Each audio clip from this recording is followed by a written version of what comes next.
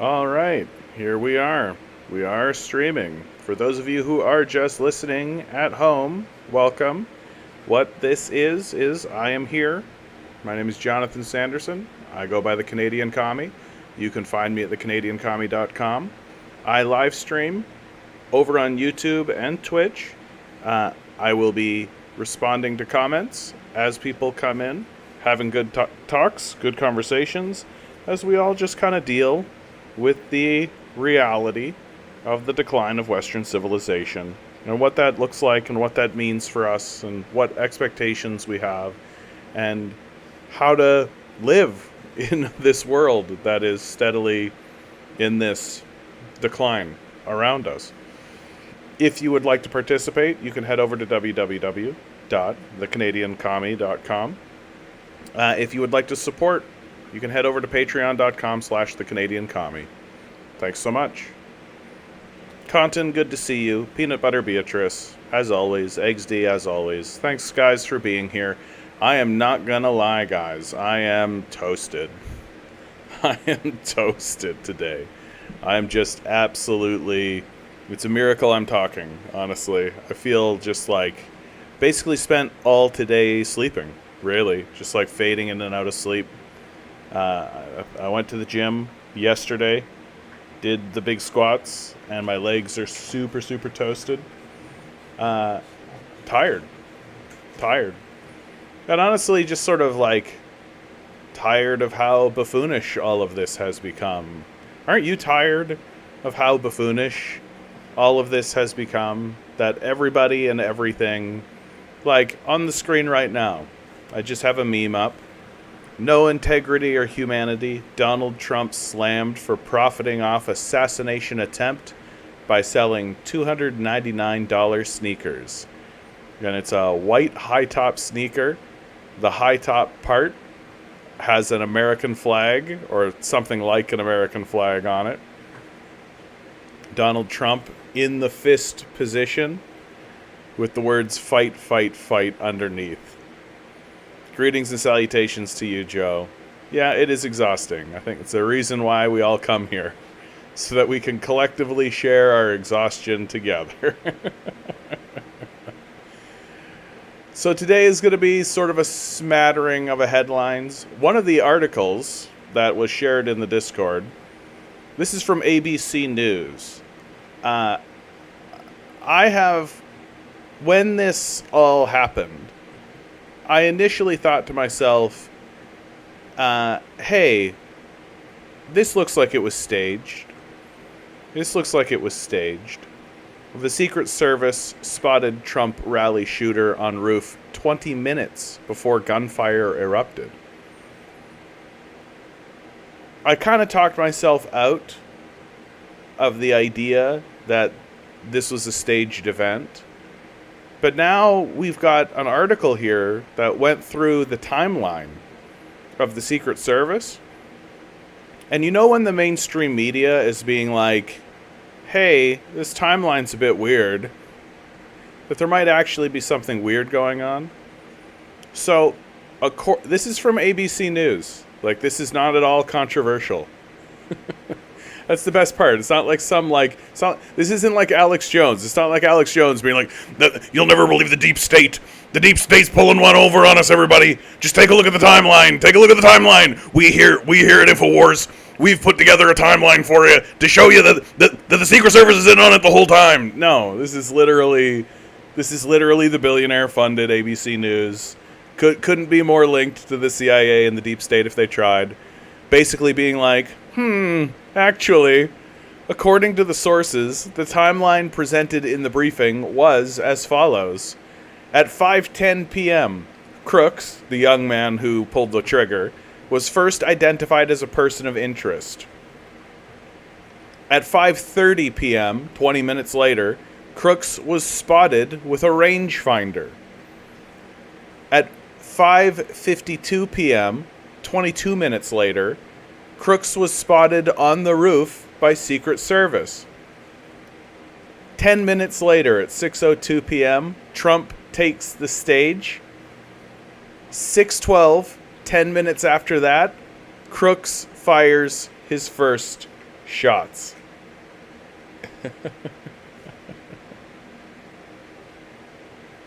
Oh, we have a fellow over. Bourgeois lesbianism. Imagine thinking you're a communist while having the flag of a settler colonial state founded on the genocide of First Nations people. No, it's a fair comment to make. This is branding. I respect your comment. I understand.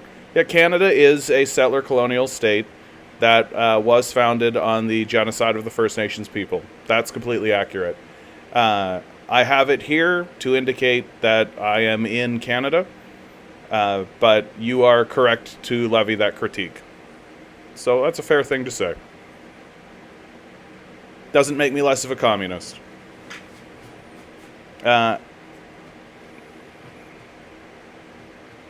The trouble, bourgeois lesbianism, with saying at least fly it upside down, is that is a far-right dog whistle here in Canada. That the upside down Canada flag is something that comes out of the far right. And so I thought about that, and that's not something that I would rather just have a Canadian flag to be like, I'm in Canada, I'm the Canadian commie. But me and the chat have had this conversations a few times about how can I indicate that I'm Canadian while also avoiding kind of projecting the settler colonial aspect of Canada. And the upside down flag was a thought for a while, but the trouble is that's the fuck Trudeau crowd and the whole far right crowd, and I don't want to project an allegiance to that. So if you have a solution to this, one of the solutions might actually be a merger of these two. If you take a look at the symbol that I have, it's a maple leaf with the communist hammer and sickle blended into it. And maybe I should just try to merge these two, and that might get it due. XD says not have the flag at all. I want something to indicate Canada. That's what I want. So it's a fair criticism. It's a fair point, and I don't hold it against people for looking at that and thinking, boo, boo, Canada, settler colonialism, boo. Oddity, good to see you, my man. Always good to see you. So, and maybe the solution just simply is like to take the symbol that I have, which is the maple leaf with the hammer and sickle, and just integrate it into the Canada flag. Anyway, so back to what we were discussing previously. Oh, and before I move on, though, bourgeois lesbianism, I don't take offense to any of that, and I'm just glad that you're here. Thanks for standing strong on your principles, and thanks for fighting. Back to what we were discussing. ABC News. Trump takes the stage. 6:02 p.m. A full 10 minutes. So let's be clear here. The timeline is an hour before Crooks takes the shots. The Secret Service has him identified as a person of interest. They're watching him. He's spotted with a rangefinder. Now, I'm confused by this. Crooks was spotted with a rangefinder. Now, does that mean he was spotted with a gun he was holding called a rangefinder? Or does that mean they spotted him with a rangefinder? So I'm a bit confused by that. Because, like, kid was walking around with a rifle, right? Kid was walking around with a gun. And in either case, if they had him spotted while he's walking around with a gun, while he's spotted on the roof by Secret Service, like, this is the part about this story that has me absolutely flabbergasted. It has me absolutely floored. Is they've got the evidence to show Crooks was spotted on the roof by Secret Service. It's right here. ABC News reports on it. 5:52 p.m. Spotted on the roof by Secret Service. Presumably they spotted him with a gun. Right? Presumably they see he has a gun. 10 minutes later, Trump takes the stage. 10 minutes after that, Crooks fires the first shots. So a full and complete 20 minutes. This kid is on the roof. Secret Service knows he's on the roof. They know he has a gun. So is the story and the narrative now that everyone's allowed to take a shot at the president? Is that the story? Is that how the Secret Service rolls? That, well, we can't do anything until somebody actually pulls the trigger. Until somebody... So you're allowed to... Let's just be really clear about how the Secret Service rolls in terms of its presidential defense. The defense of its leader. Crooks. So you are allowed to, during a presidential rally, where the President of the United States is going to be standing at a podium, everybody knows where he's going to be, and he's going to be standing there for like an hour, you are allowed to, 1, walk onto the grounds with a rifle, 2, climb to a vantage point, 3, aim the gun at the President of the United States. And all of that is fine, according to the Secret Service. You're allowed to have a gun, you're allowed to climb to a vantage point, you're allowed to point the gun at the president. And if Crooks had just pointed the gun at the president and then walked away, right? If he had just been like, okay, well, I did it, and now I'm going to leave, I'm not going to take the shot, then according to the Secret Service, well, that's totally fine. What law did he break? He didn't break any laws. Second Amendment. Everybody's allowed to have a rifle and a gun, all that. It's not until he takes the shot that the Secret Service take him out. The Secret Service shoot him like literally seconds later. That Crooks shoots, and the Secret Service shoots him back. So, like, are they looking at this kid and they're thinking to themselves, no way he takes the shot. No way he takes the shot. Right? Are they just kind of gambling on the idea that this kid is just not going to shoot? Maybe the Secret Service didn't realize he had a gun. How could you not realize he had a gun? He's set up on the roof. You've got a scope on it. They've already seen him. He's spotted.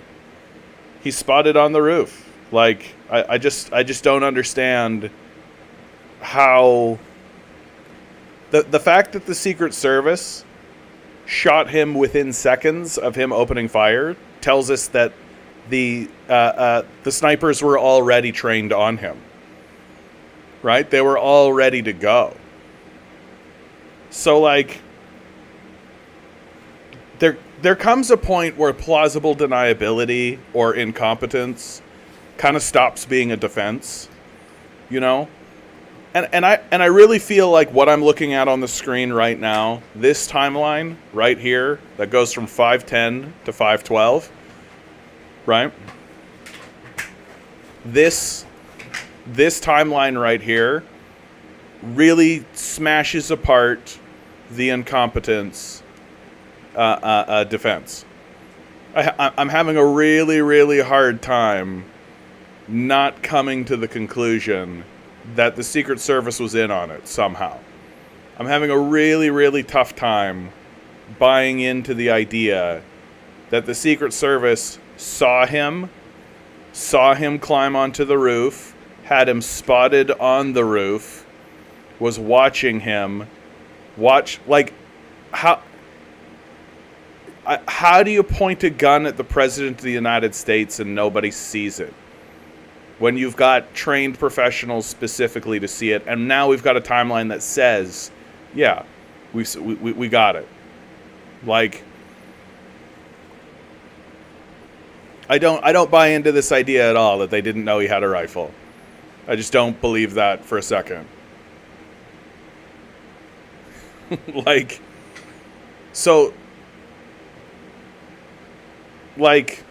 This makes the Kennedy assassination look like a Machiavellian genius plan. This is literally just like a kid crawling up onto a roof and taking a shot, and the Secret Service just being like, well,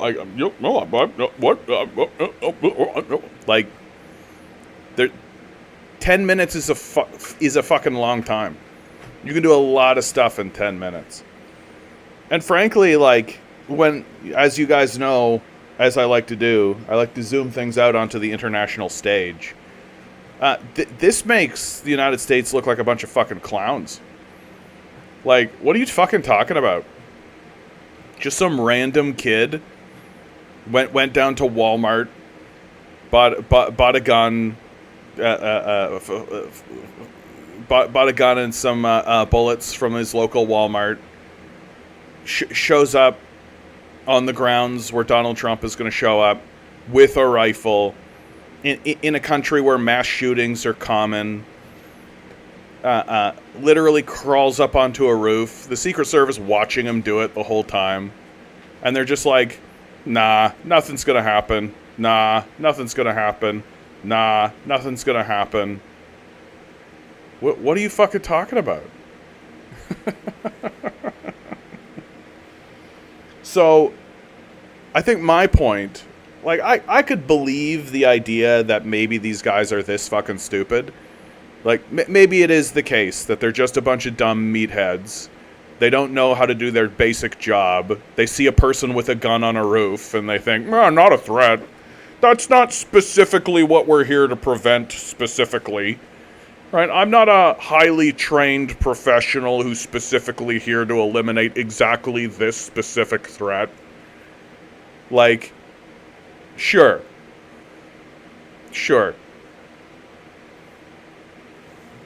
But if somebody said, I believe that the Secret Service was in on it, I'd also be like, yeah, all right.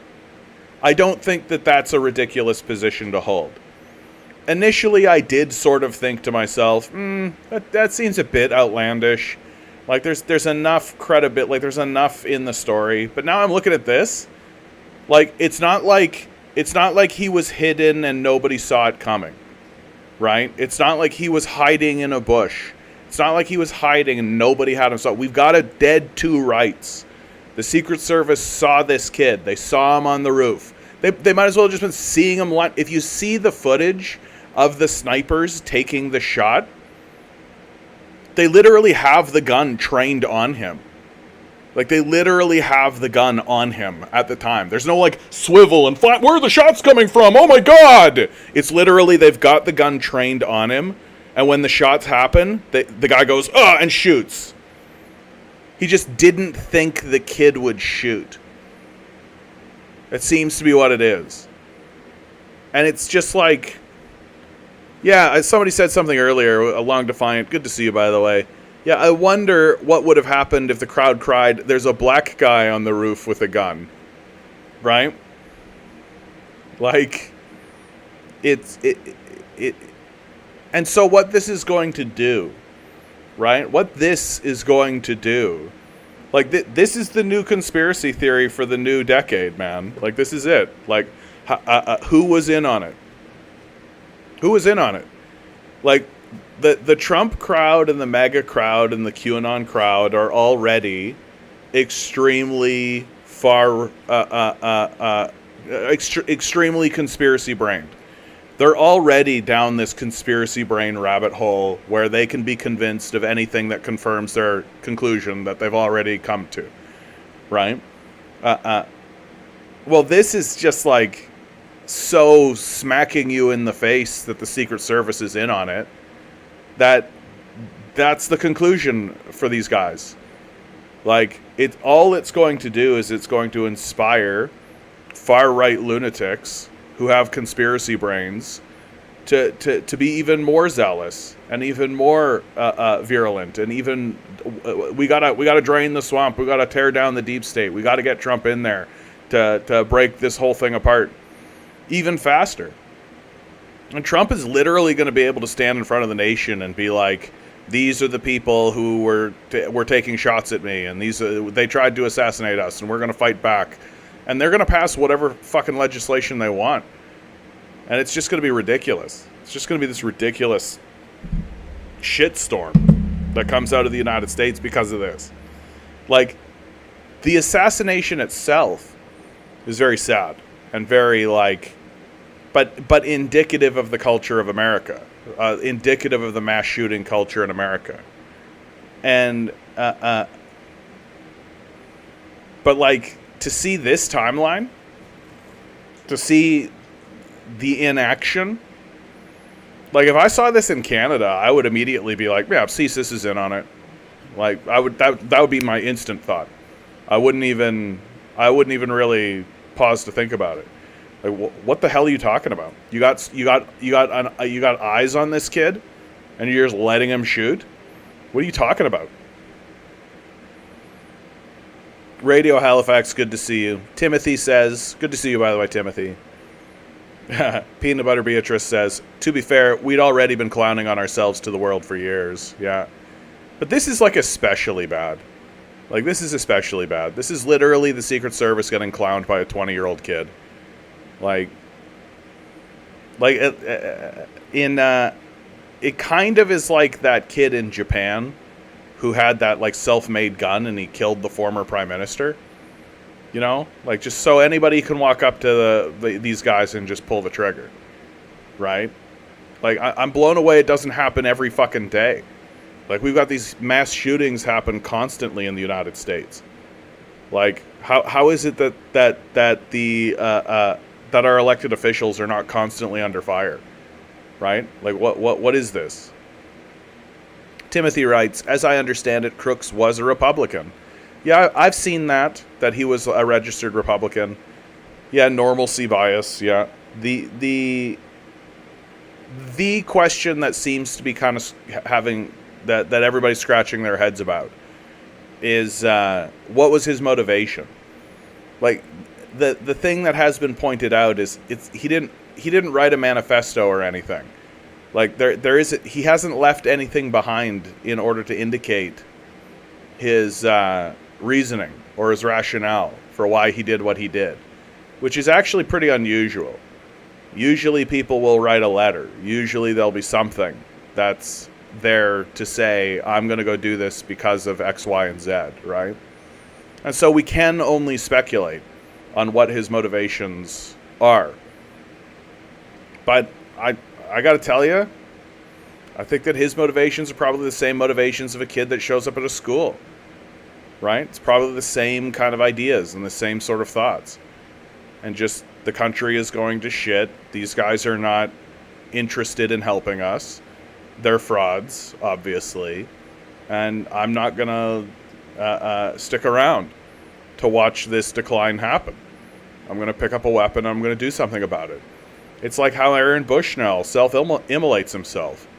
What's his rationale behind it? Well, he's not going to stick around to watch it. He's going to make a statement. Yeah, like a self-suicide via Secret Service, death by cop, as they call it. I mean, go out with a bang, right? Go out with a bang. Maybe take a former president out with you, or make history.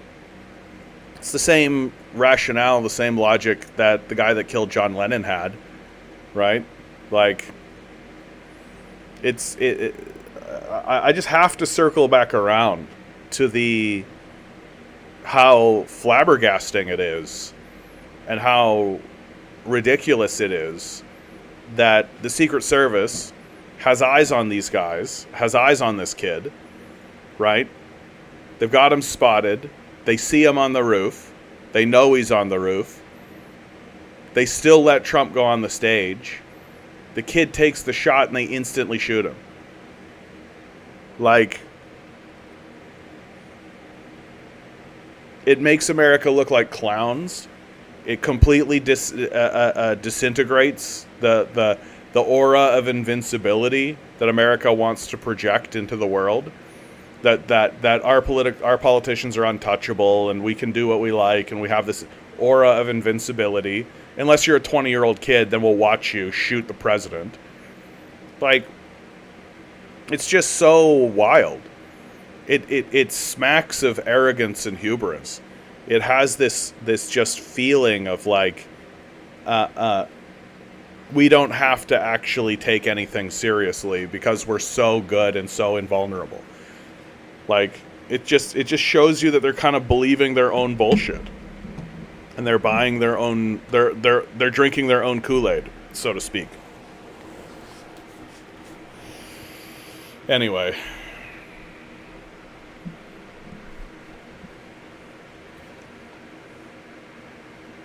And so the question that remains with me, right, is how is this going to impact American politics moving forward?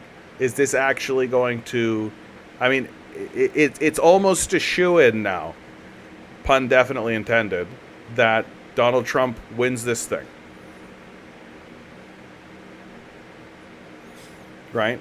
It's and yeah, it's just a sign that America is in this total state of despair.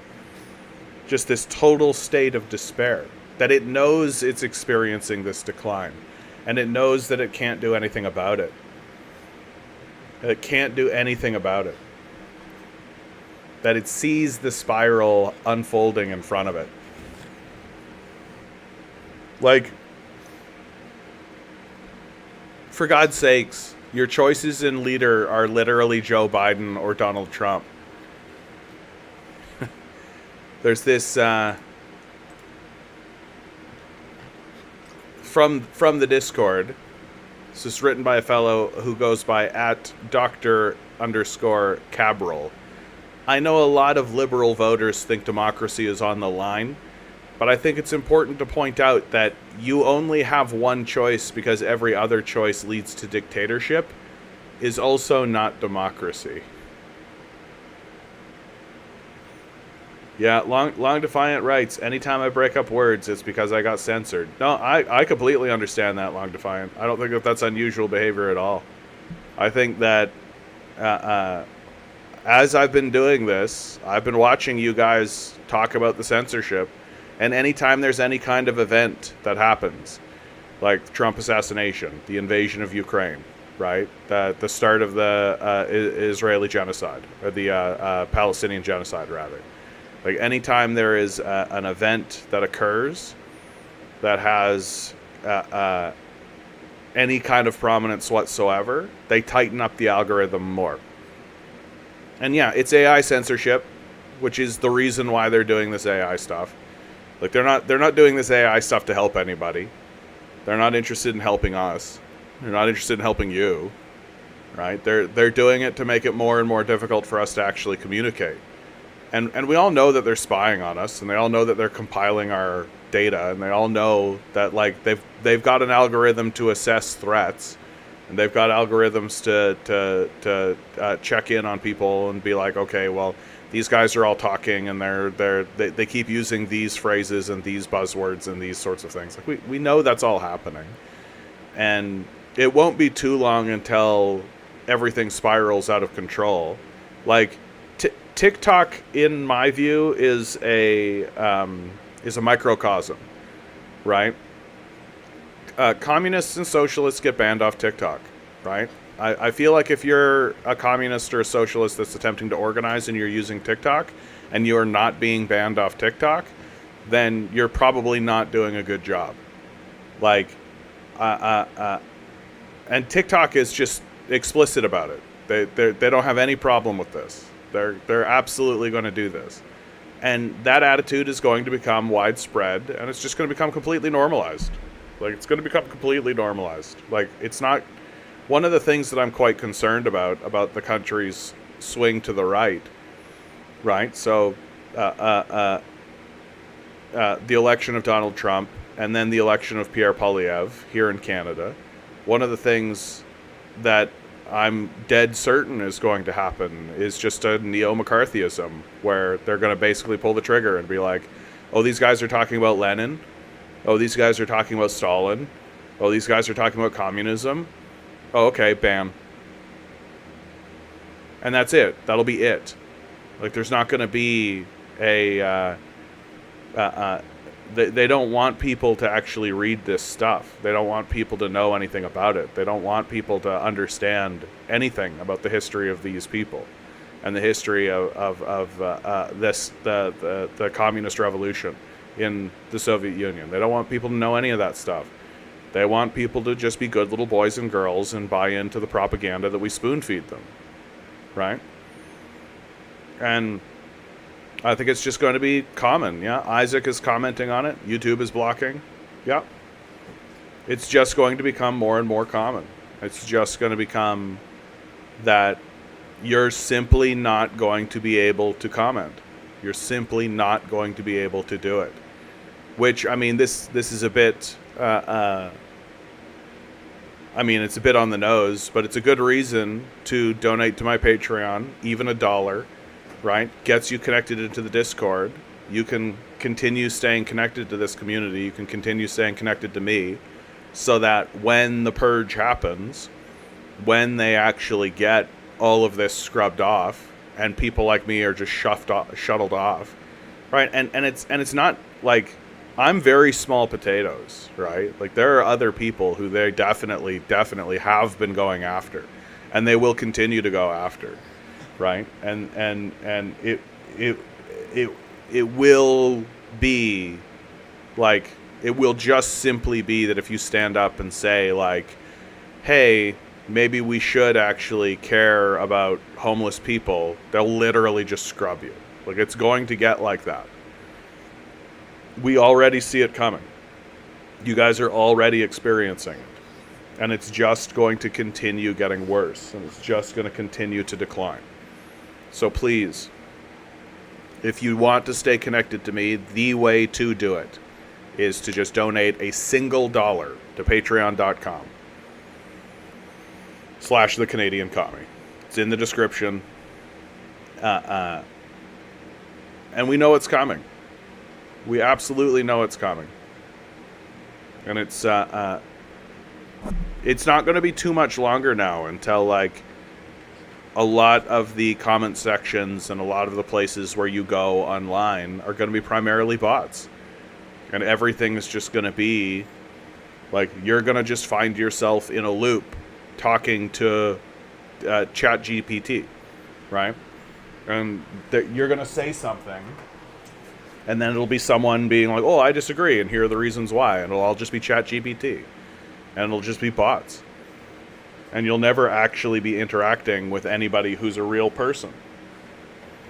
And that's what the internet is going to turn into, right? They're going to create this false sense of connection, or this false sense of interactivity, and it's literally all going to be robots. So that's the future of all of this. That's where it's going to go, because the internet needs to become unusable. It's too dangerous. Austin Wallace, how's it going? Are we talking about the dead internet theory? That's what it's been called. I just think it makes good sense. The power structure is highly incentivized to destroy the internet. Well, destroy the internet for the common folk, while keeping the internet in place for the wealthy, right? They like that there is Amazon. They like that there is this consumerist aspect to the internet. They like all of that. That's fine. But they don't want people to organize. Like, here's something that I have always thought about the internet and about all of these apps and all of these social media. Right? It's funny that we call it social media, because there's absolutely nothing social about it at all. Why is it not the case that every app you use is immediately showing you the content of everybody else who is around you? Why is it not the case that these apps, with their algorithms, with the systems that they have, why is it that they are not already, immediately, first thing they do, saying, oh, you're using this app, so is this person. Here's the stuff that they're putting out in the world. Oh, there's this guy on your street, on the street beside you, in your neighborhood, just down the way. You guys, maybe you don't have shared interests, but your neighbors. Like, that's a social media app. There's something useful for a social media app to use, right? But none of them do that. Why? Because they absolutely don't want you finding your neighbors. They absolutely don't want you knowing anything about your neighbors. They don't want you to know your neighbor's name. They don't want you to know anything about your neighbors. They want to make sure that your neighbors are just temporary people who are sort of in your life for just a second before they have to move on because of the tragedy of capitalism that uproots them yet again. They don't want you to know each other's stories. They don't want you to hear what's actually going on. Because if you actually knew the story of your neighbors, if you actually knew what they were, who they were, right? Then you might actually get radicalized once you watch capitalism destroy their life. As it does. Sorry guys, 1 second. My dog's about to do something really stupid. Milo, just come lie down, dude. Just come lie down. Come lie down, my man. You're a good boy.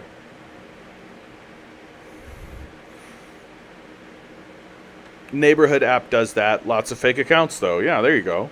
And, like, I don't know anything about this app, Neighborhood app, but, like, it's just like how, like, Tinder, like, these apps are not dating apps. They're hookup apps. Like, I'm sure that people have met and have married and, like, have long-term relationships because they met on Tinder. Sure. I'm sure it does happen. Probably not more than it did previously, right? Not more than just, like, people who met up in bars and stuff. The point of an app like Tinder is to keep people using the app. You don't want people off these apps. You want them to keep using the app. Right?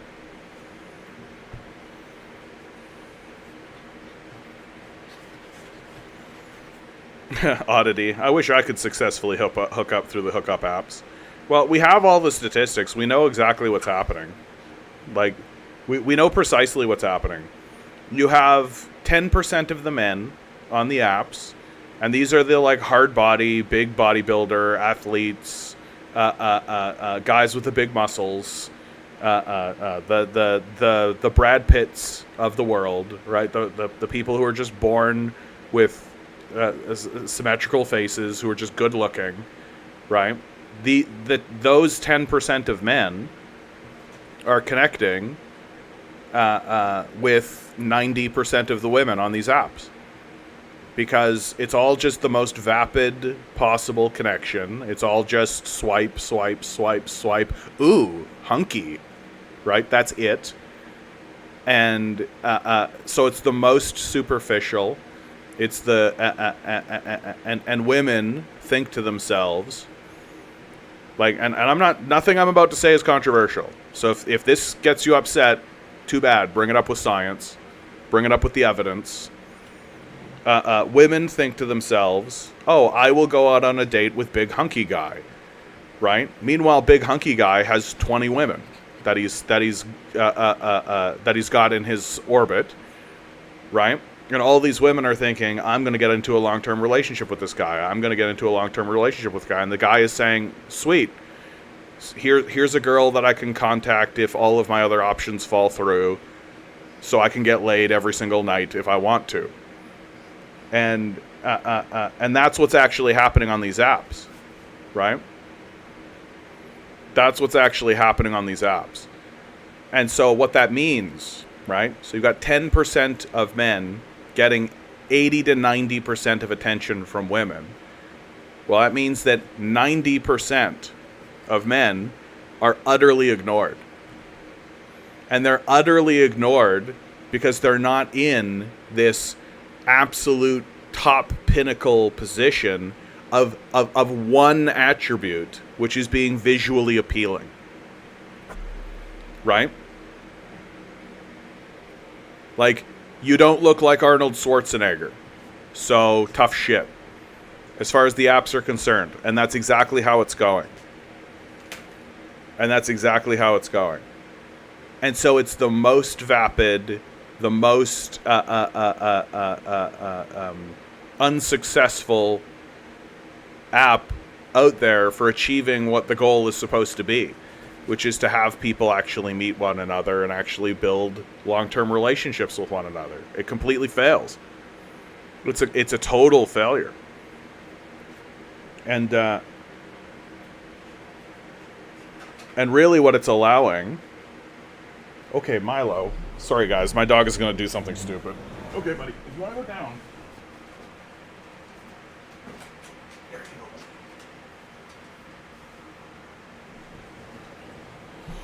My dog is getting old, and so anytime he gets on these stairs, it's immediately just like, oh my god. So this is all to say, okay? If you are not having success on these dating apps, yeah, that's correct. That's by design. You're not going to have success on these dating apps, right? Like, unless you are like an athlete, and I don't mean you look athletic. I mean an athlete. Unless you have, right? Unless you have the Bugatti, unless you have all this shit, right? Why do you think a guy like Andrew Tate gets popular? It's because he gives you this promise that you're going to do well on these apps, and here's how you do it, right? Just follow my 10-step program and become part of my multi-level marketing scheme, and I'll tell you how to do it. There's no fucking mystery to it, right? There's no mystery to it. Be born rich. Be part of a rich family.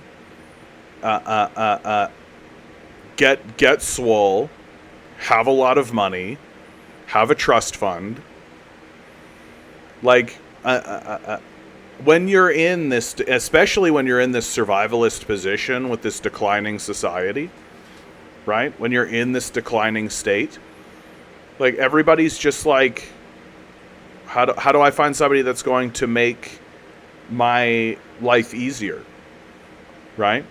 And the fastest, easiest way to make somebody's life easier is to hand them a bag of money. So relationships have just become the most vapid possible, like, capitalist relations have become the most vapid they could possibly be. Nobody gives a shit about who you are or what you think or any of this kind of stuff, because the society is not interested in that.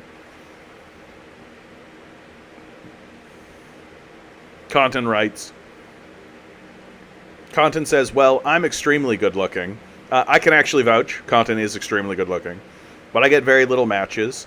However, I keep getting matched up with people I wouldn't look once based on their stated values. Like, I keep getting matched with people obsessed over grind set, home-owning adventure seekers, and it's so exhausting. Yeah.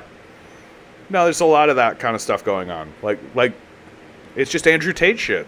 It's just Jordan Peterson shit. It's like, there's a reason these guys are popular, right? Fascism is a very popular ideology. There's a reason why these guys have so much prestige and so much wealth and so much prominence. It's because they sell you an idea and they tell you, you can do it, you can attain it. It's completely possible, while completely omitting from the discourse the truth of what it is they're doing and how they got their wealth and where they came from and all of this. Like, Andrew Tate's running a scam. He's literally a pimp, for God's sakes. Like, he gets arrested for sex trafficking. Like, yeah, you too can be an attractive, high-value male as long as you pimp women, right? Like, as long as you have no principles and no values to speak of, then, yeah, you too can attract women constantly, because that's what women are looking for, it looks like. Unprincipled, high-value men, right? It's just this gangster culture we live in at this point, it feels like. Like, if you're willing to pull out a gun and rob a guy, you're a high-value man. But if you stand up and say, no, I think that's bad and we should actually take care of one another, then you're weak, right? Like, this is the nature of the culture that we find ourselves in. Ugh. Demand better, good to see you. Capitalist democracy is broken. I mean, I wouldn't say that it's broken. It's working as it's designed to work. It's just never been intended to work for you. Like,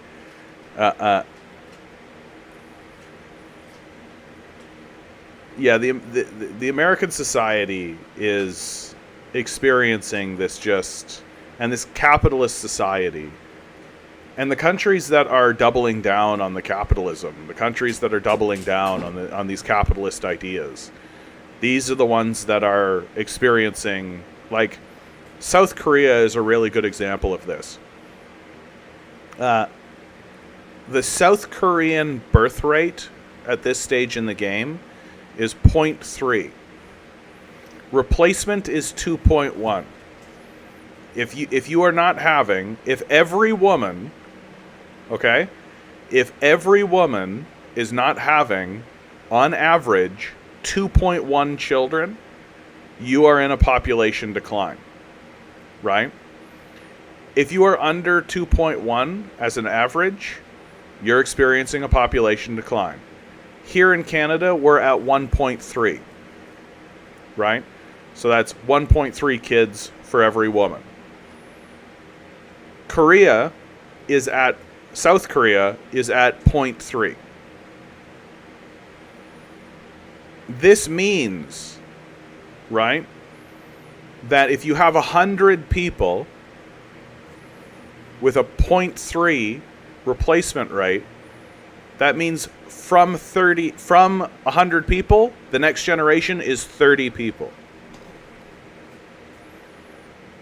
If that trend continues, right, if you're at 0.3 birth rate, the generation after that is literally 3 people. Is that right? 30.3 of 30 is 9 people. So in the space of 3 or 4 generations, you are absolutely extinct. You're absolutely extinct. And that's what South Korea is looking at. They're looking at, in the space of like 50 to 60 years, being completely extinct as a country, because there's simply no people. What's the birth rate in the DPRK? I don't think that we know. I don't think that they release those numbers. I don't think that they probably keep that pretty close to the chest, frankly. But, like, if the DPRK is even at 2, right, if it's even at standard, if it's even at normal, right, average, rather, then in the space of 50, 60 years, they'll literally be able to just walk down. Long Defiant says, according to the United Nations assessments, the average North Korean woman has 1.79 children over her lifetime. There you go. So replacement is 2.1.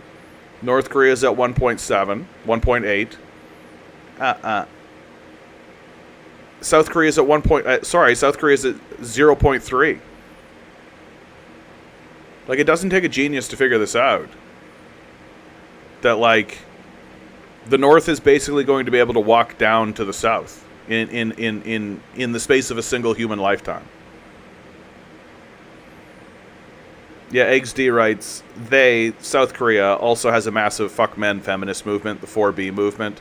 No, of course, Long Defiant. Yeah, just curious.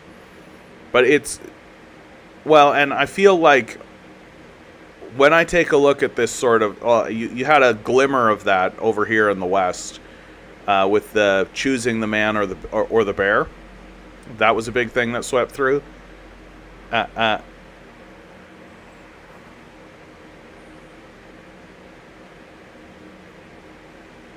Christopher De Silva, good to see you. Hi, John. It's been a while. Hope you're doing well. I'm actually extremely tired right now, Silva, honestly. I don't know if you got around to talking about the international student issue here in Ontario. What specifically, Christopher? Because I feel like there's always some kind of issue with immigration or students here. What specifically do you mean? Austin Wallace writes, capitalist democracy is a dictatorship of the bourgeois, aka the capitalists. The reason why the capitalists keep bringing in immigrants is to keep the labor surplus, to keep Canadians and the immigrants exploited. Well, also, I think they're panicking. I actually saw a great article that illustrates there is... Oh, where is it? Yeah, here you go. This is actually an article that I kind of wanted to read. Canada set to be the fastest growing economy in G7 in 2025, IMF forecasts. Latest outlook puts this country ahead of United States and the United Kingdom. The International Monetary Fund is upgrading its forecasts for the Canadian economy, projecting it will now grow by 1.3% this year and by 2.4% in 2025, according to the report released Wednesday. In both readings, the forecasts were increased by 0.1 of a percentage point from the IMF's initial World Economic Outlook, released in April. For 2025, Canada is projected to be the fastest growing economy among the G7 and other advanced economies.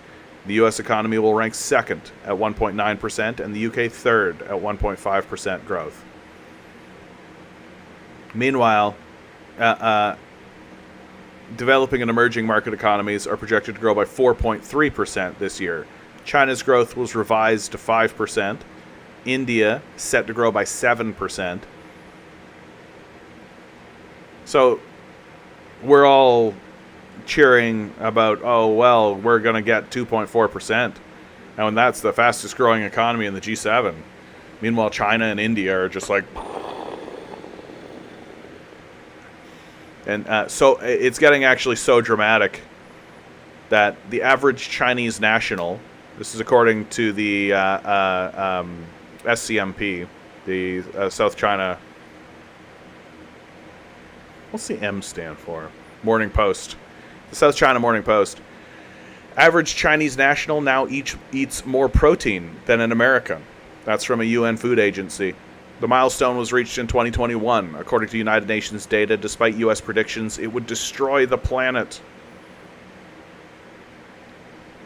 Oh, Christopher, you want to talk about just immigration generally and like the immigration issue that's going on. Yeah, I think that there's a couple of different things going on. Number one, I think, is that Canada started to receive OECD reports saying that its economy was going into the shitter, which is, that's capitalism, baby. Like, it's just, if you extract all the wealth from the citizens and send it to Jeffrey Epstein's pedophile island and offshore it, what do you think's going to happen to your economy, right? Nobody's got any money, nobody's got any wealth, nobody can do anything. So it's grinding the economy to a halt. And so the response from the capitalists has been, let's jack up immigration. Let's increase immigration wildly. I'm generally pro-immigration. I think immigration is generally fine. Like, it's not, I don't have any cultural marriage to this. I'm not looking around being like, these people need to learn our language and all that kind of nonsense. But there is just like the firm reality that, like, if you suddenly have 2 million people show up on your doorstep, that's going to create friction, and it's going to cause difficulties. The goal, I think, of the capitalists is just simply get more bodies into Canada, get these people working these shitty jobs that nobody wants to work because they're so shitty. It means the capitalists don't actually have to improve labor conditions or improve anything. They can undercut wages, they can undercut labor laws, they can undercut organizers, they can do a lot by just increasing immigration very quickly. And it's working, right? From the capitalist perspective of just like, more money, me good, right? Just more money, me good. That's it. It doesn't matter if it destroys communities. It doesn't matter. And of course, the number one place that people are immigrating from is India, because India is experiencing climate crisis, major political turmoil, but there's still a good amount of people from India who have a good amount of wealth.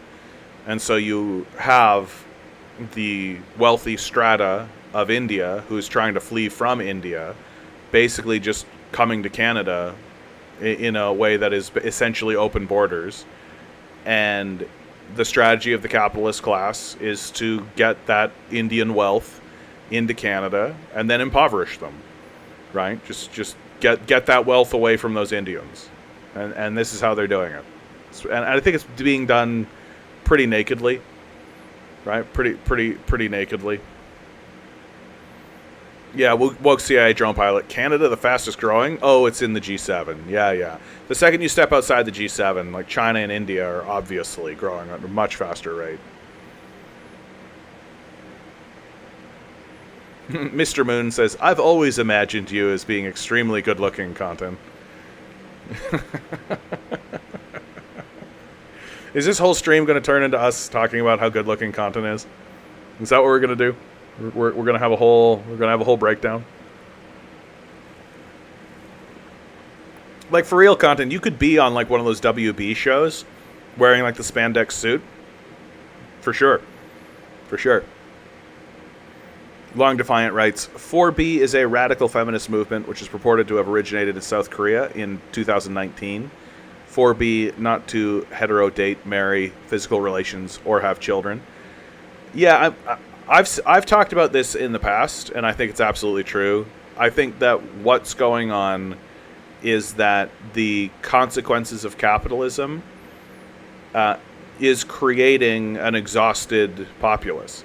Not just an exhausted populace, but also an angry, frustrated populace who has no time to do basically anything at all. There's no such thing as leisure time. There's no such thing as personal time. There's no such thing as community or communal enjoyment of any sort. Everything is just free market. Let the free market decide. And so everyone has like 30 seconds to try to build any kind of relationships at all. And it turns out that when women and men interact with one another under these conditions, they meet the shittiest possible version of a person. Somebody who's exhausted, somebody who's angry, somebody who's frustrated, somebody who is not really enjoying their life, somebody who probably doesn't really have hobbies, who doesn't really have ideas of how to interact, and whose only real interactions with other women or other men is in the workplace, where where everything has been completely sterilized. Like corporate environments and workplace environments and relations between men and women in those environments have been completely sterilized. That if you try to add even the most modest amount of humanity into any interactions whatsoever between men and women in a workplace environment, you're talking to HR. Like, and they're basically looking at you saying, like, we will fire you. Like, do not mention that someone looks good today. Do not talk about how lovely their makeup is. Do not do any of that. 0% of that. And so when it comes to actually interacting in a real way, in a human way, with between men and women, they just don't know how to do it. That just doesn't exist.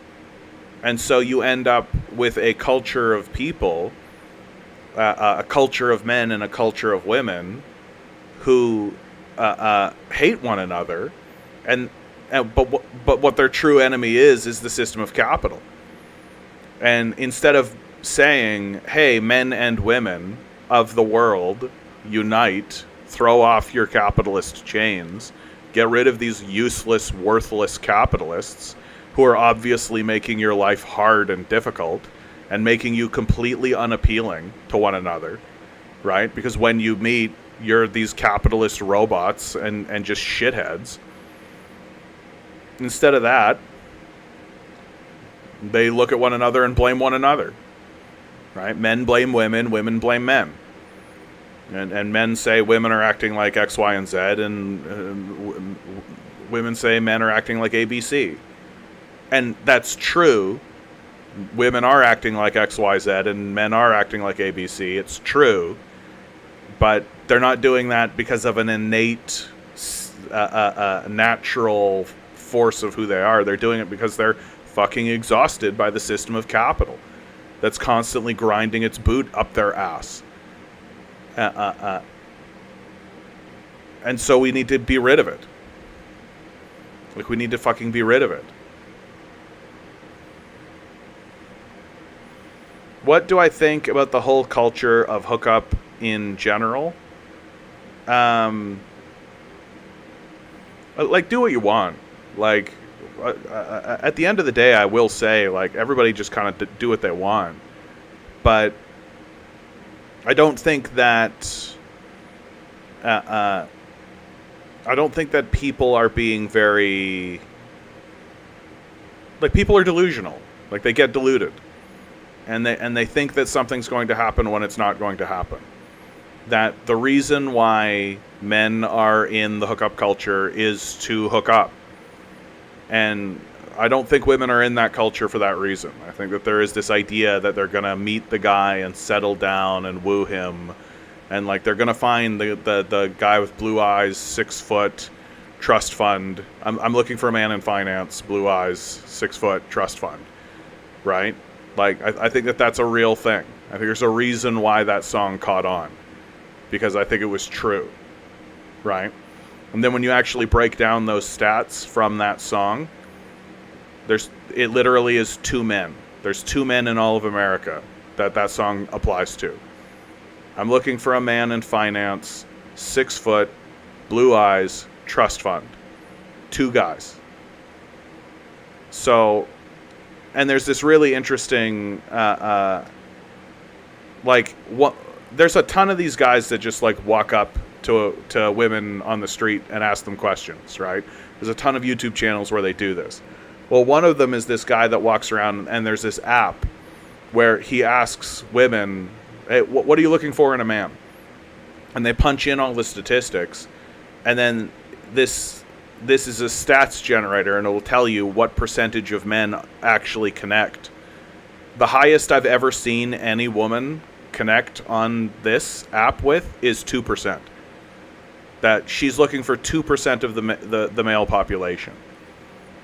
And I think that there is one of the things that I think has happened with technology and media and all of the apps and everything that we have is that it has projected an illusion of what the society looks like, and people's expectations of what they should be able to get from their society simply do not match the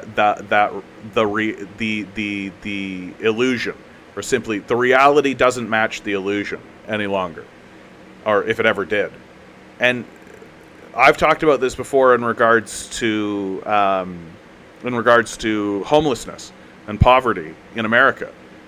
It's if all you ever did was watched like Netflix or watched like the Hollywood shows or the Hollywood movies, you would literally not believe that your country was experiencing any amount of poverty or homelessness at all. I've talked about that on this show before, that it's been rendered invisible. Well, the same is true for huge sections of both the male and the female population. That people don't know what the average earnings of a person is.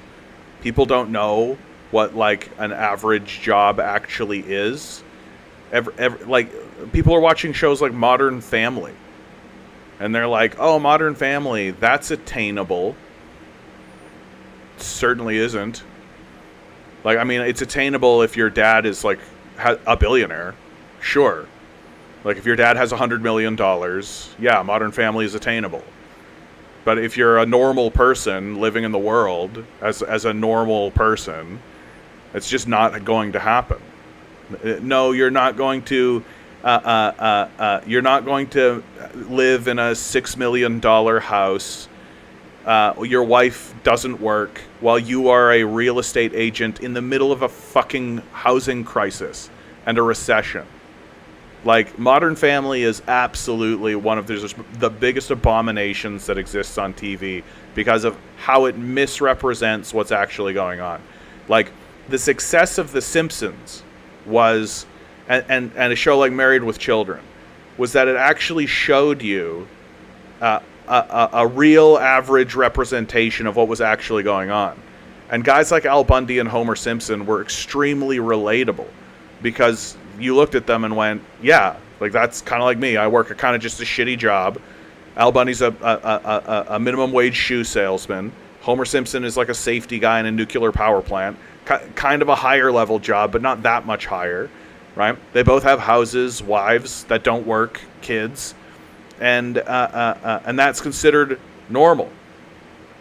Well, by the time they want to do the same idea with Modern Family, in order to try to project this idea of, oh yeah, it's completely possible that there's a guy who works with a wife who doesn't work and 3 kids and all of that, well, they have to introduce a grandfather who's literally a multimillionaire, right? Who played by, no less, the guy that played Al Bundy. And they've got to introduce these elements, and the show no longer is relatable. You're not watching Modern Family because it's relatable. You're watching it because it's a type of pornography that it's fantasy porn for people who, oh, I would love to live in this wealthy lifestyle and have this family. Like, it's the reason why a show like Full House was popular, right? It's not because it's good. It's because it's a kind of pornography. It's a kind of wish fulfillment, a type of longing for a life that doesn't actually exist. Yeah, I'd love to be DJ Tanner living in a multi-level house in San Francisco, working as a veterinarian, working with animals, while a bunch of hunky men, like DJ Tanner's big problem is too many boys like me. Like, that's and then anytime there was a family crisis, anytime the kids got upset with her, or anytime there's that kind of thing, it all resolves itself and they all hug it out and the audience goes, "Maw," and everything's lovely. And then they go downstairs and do like a dance and have dinner, right? All together at the table. And nobody's like screaming and nobody's angry and there's no frustration, right? So it's just like a type of pornography. And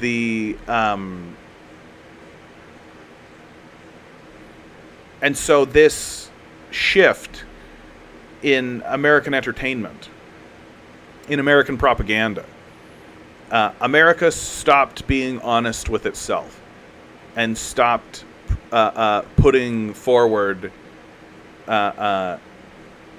stories that were real about itself, and started to put forward, well, there's one guy somewhere in the world that lives like this, that lives this life that, and like a show like The Office is exactly like this, right? It's just another, it's like a fantasy kind of thing. Like, wouldn't it be great if the people you worked at your office were like this and you liked them and they were good people and you had a good time with them? And sure, they're oddballs and kooky, but at the end of the day, they're good people that back each other up, right? Instead of what actually happens, which is everybody kind of just tolerates one another. You don't really have anything in common with one another. And then every so often, one of them just disappears, right? They just move on to something else, right? Where they get laid off, right? And a guy like Michael Scott is portrayed as being like a dumb oaf with a good heart, when everybody knows that their boss is just a shithead, right? Everybody knows that their boss is just going to shit can them the moment that he can. That's the reason why he's their boss, right? That the higher ups are going to come down and be like, we need you to lay off 10% of your workforce, and he's there to go, no, okay, and he's going to do it, right? Like, where's the episode where Michael Scott had to lay off a gym? Like, where's the episode where Michael Scott had to lay off 10% of his staff? And if that episode exists, he probably goes, I'm not gonna do it. I'm not gonna do it. Yeah, the idea that I'm supposed, like, so Armed with Opinions. I here we go. We're gonna get into it now. I have stepped into The Office now, and I know people are weird about The Office, man. The Office is absolutely. People have strong opinions about this show.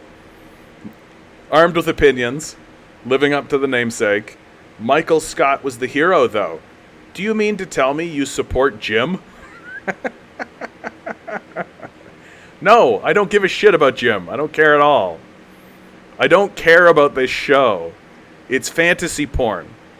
These characters aren't meant to be relatable. It's meant to be wish fulfillment. You're supposed to look at your own life and go, oh, I wish I was more like this guy. Armed with Opinions continues, Jim needs to be beaten with a sack of oranges for his stupid-ass facial expressions. Wow. I feel like I've stepped on a landmine. I've stepped on a total landmine.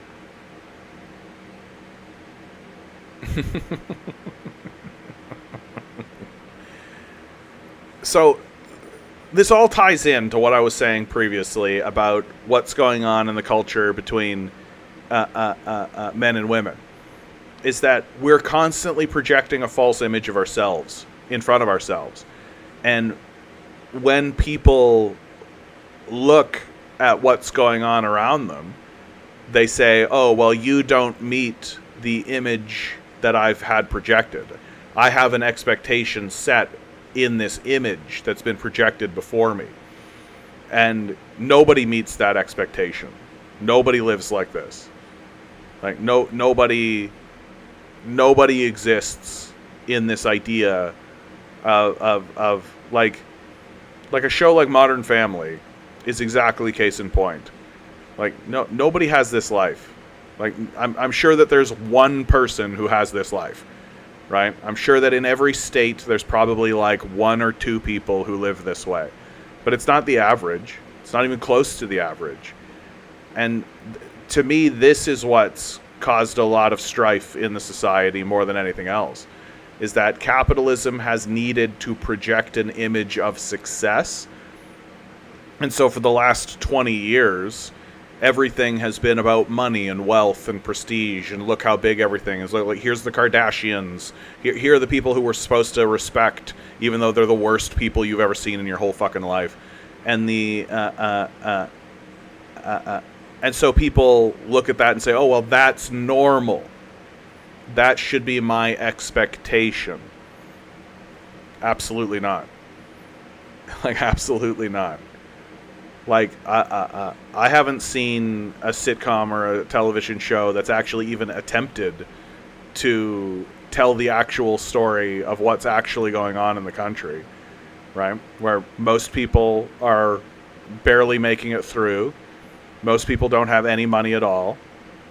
A $500 emergency would wipe most people out. Most people are working like 2 jobs for people they hate, so that they can have an apartment. Forget about a house, right? Like maybe their parents live in a house, but they don't. So it's just this absolutely asinine culture where it's starting to fall apart, and it's starting to fray in major and serious ways. Like, the boomer generation keeps asking, like, well, when are you going to have kids? Nobody's having kids. Like, the people who are having kids are having like 1 kid, right? Like, when are you going to meet somebody and settle down? It's like, I literally can't pay my rent. Like, what are you talking about? And it's just like such an embarrassing culture that has projected an image of its own greatness that is collapsing and is falling apart. And like, I think that people are gonna. I think the thread between like Married with Children, The Simpsons, and Modern Family is pretty tight, and that there is an analysis of the culture to be done through that thread. And I think people are going to look back on Modern Family and be like, oh, geez, yeah, like, people lost their fucking minds. People thought that this was normal. Oh, wow. Jeez, the fucking Christ. Yeah, Cupcake Star over on Twitch. Having a child at this point would be akin to cruelty. Who can afford to have a child now? Yeah, I think that's absolutely right. I actually think that's absolutely right. Like, we're not doing these kids any favor. Like, we're not helping them out. Like, we're basically saying to them, hey, welcome to this declining empire with a climate change catastrophe right in front of your face. Enjoy the brief, fleeting moments of life that you have before your corporate masters own you. Like, the entire promise of this place has been betrayed, utterly. And so my advice to people is just kind of settle in for it. Settle in for it. Like, live your life, try to have fun, enjoy yourself best you can, right? But like, set your expectations to zero. Like, nothing, like, there's nothing here for us anymore, right?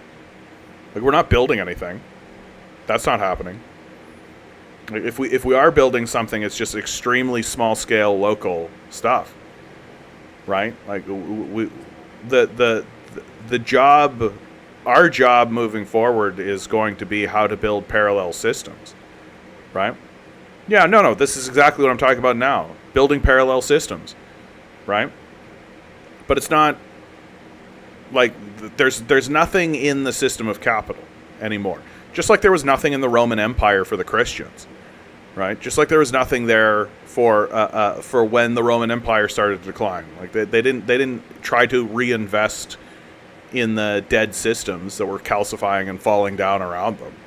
They understood that they needed to build systems of mutual aid and systems around them and organize around them on a local level, so that as this empire fell and as it collapsed, there was anything remaining. And that's exactly what we're looking at.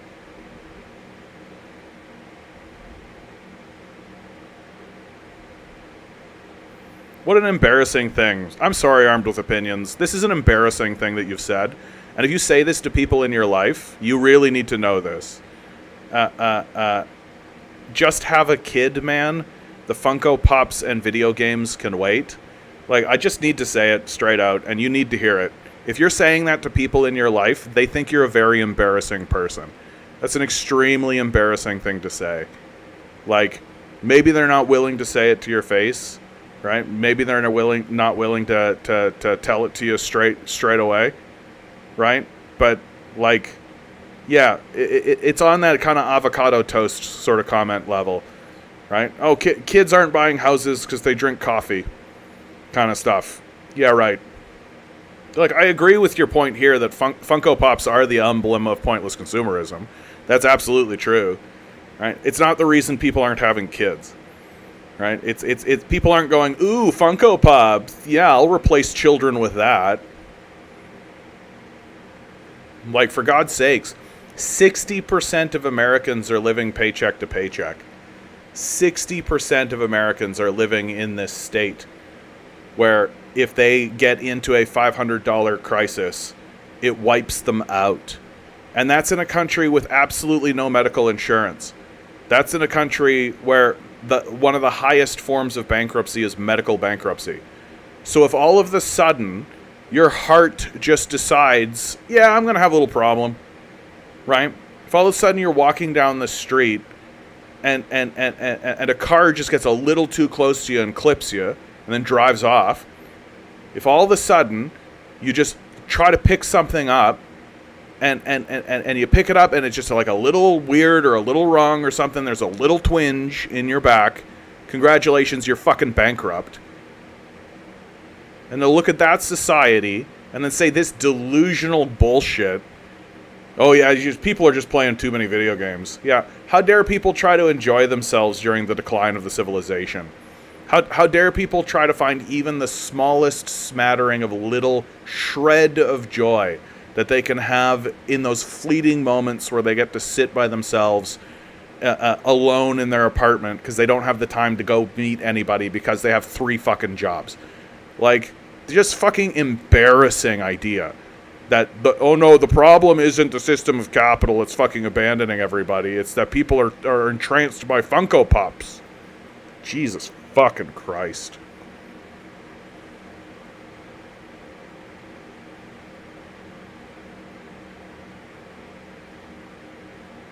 Mr. Moon writes, Australia just made university education double that of Canada, so yeah, no kids. Well, I mean, like, you're just going to end up with a stupid population, right? Armed with Opinion says, so only rich people can have kids? That's a bad message to spread too. Welcome to reality. Like, sorry. I'm sorry that reality exists. I'm sorry that there are real things that really exist. Did you know food costs money? Do you know it costs $10,000 to have a child in the United States? Like, I'm sorry that things cost money and that people don't have access to money and that you think that video games are the problem. It's just embarrassing. Stop saying that shit to people. Like, maybe you're not going to get the response you're getting here, but 100% those people are rolling their eyes at you behind your back and laughing at you behind your back. And they should, because you're embarrassing. It's an embarrassing thing to say.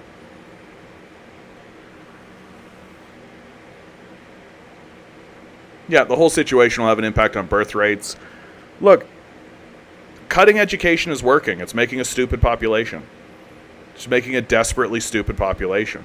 And we know that the population is supposed to be stupid, right? Like, we know that they're doing it on purpose. Like, did I put that in here? No, it's in the memes.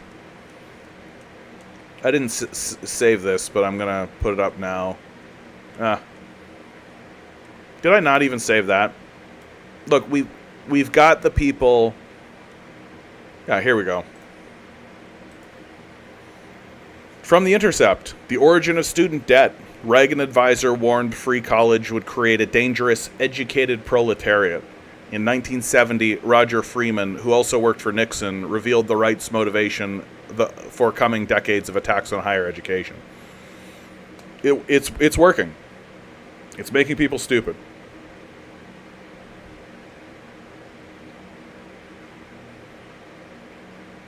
Like, if you cut education, if you cut people out of education, if you make it so that people can't have access to education, you end up with a stupid populace. And it's working. The populace is getting stupider. And is lacking in the ability to actually understand what's even happening to it.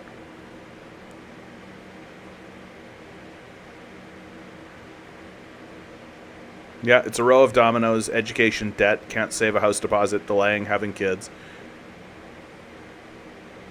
Yeah, Peanut Butter Beatrice says, I remember seeing that headline. Talk about saying the quiet part out loud. Yeah.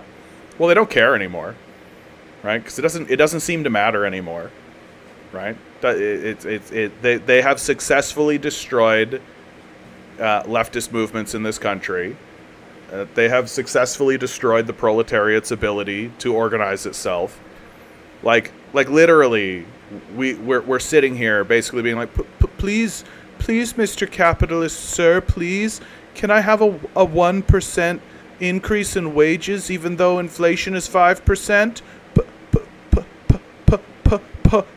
Please? Like, it's over. They won. Right? We're trying to rebuild. But, like, it's...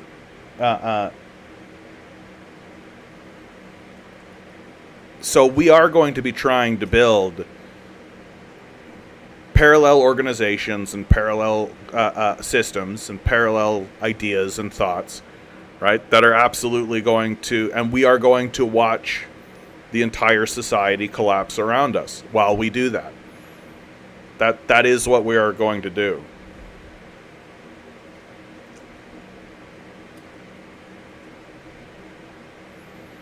Armed with Opinion says, I do agree with you that the population is getting dumber. From Married with Children to Primetime to the rest of reality TV to the proliferation of social media. I don't know if this can squarely be blamed on capitalism, though. I think it absolutely can be blamed squarely on capitalism. 100%. Right? That if you have a class system, right? So you have a proletariat, and it's just on the screen right in front of you.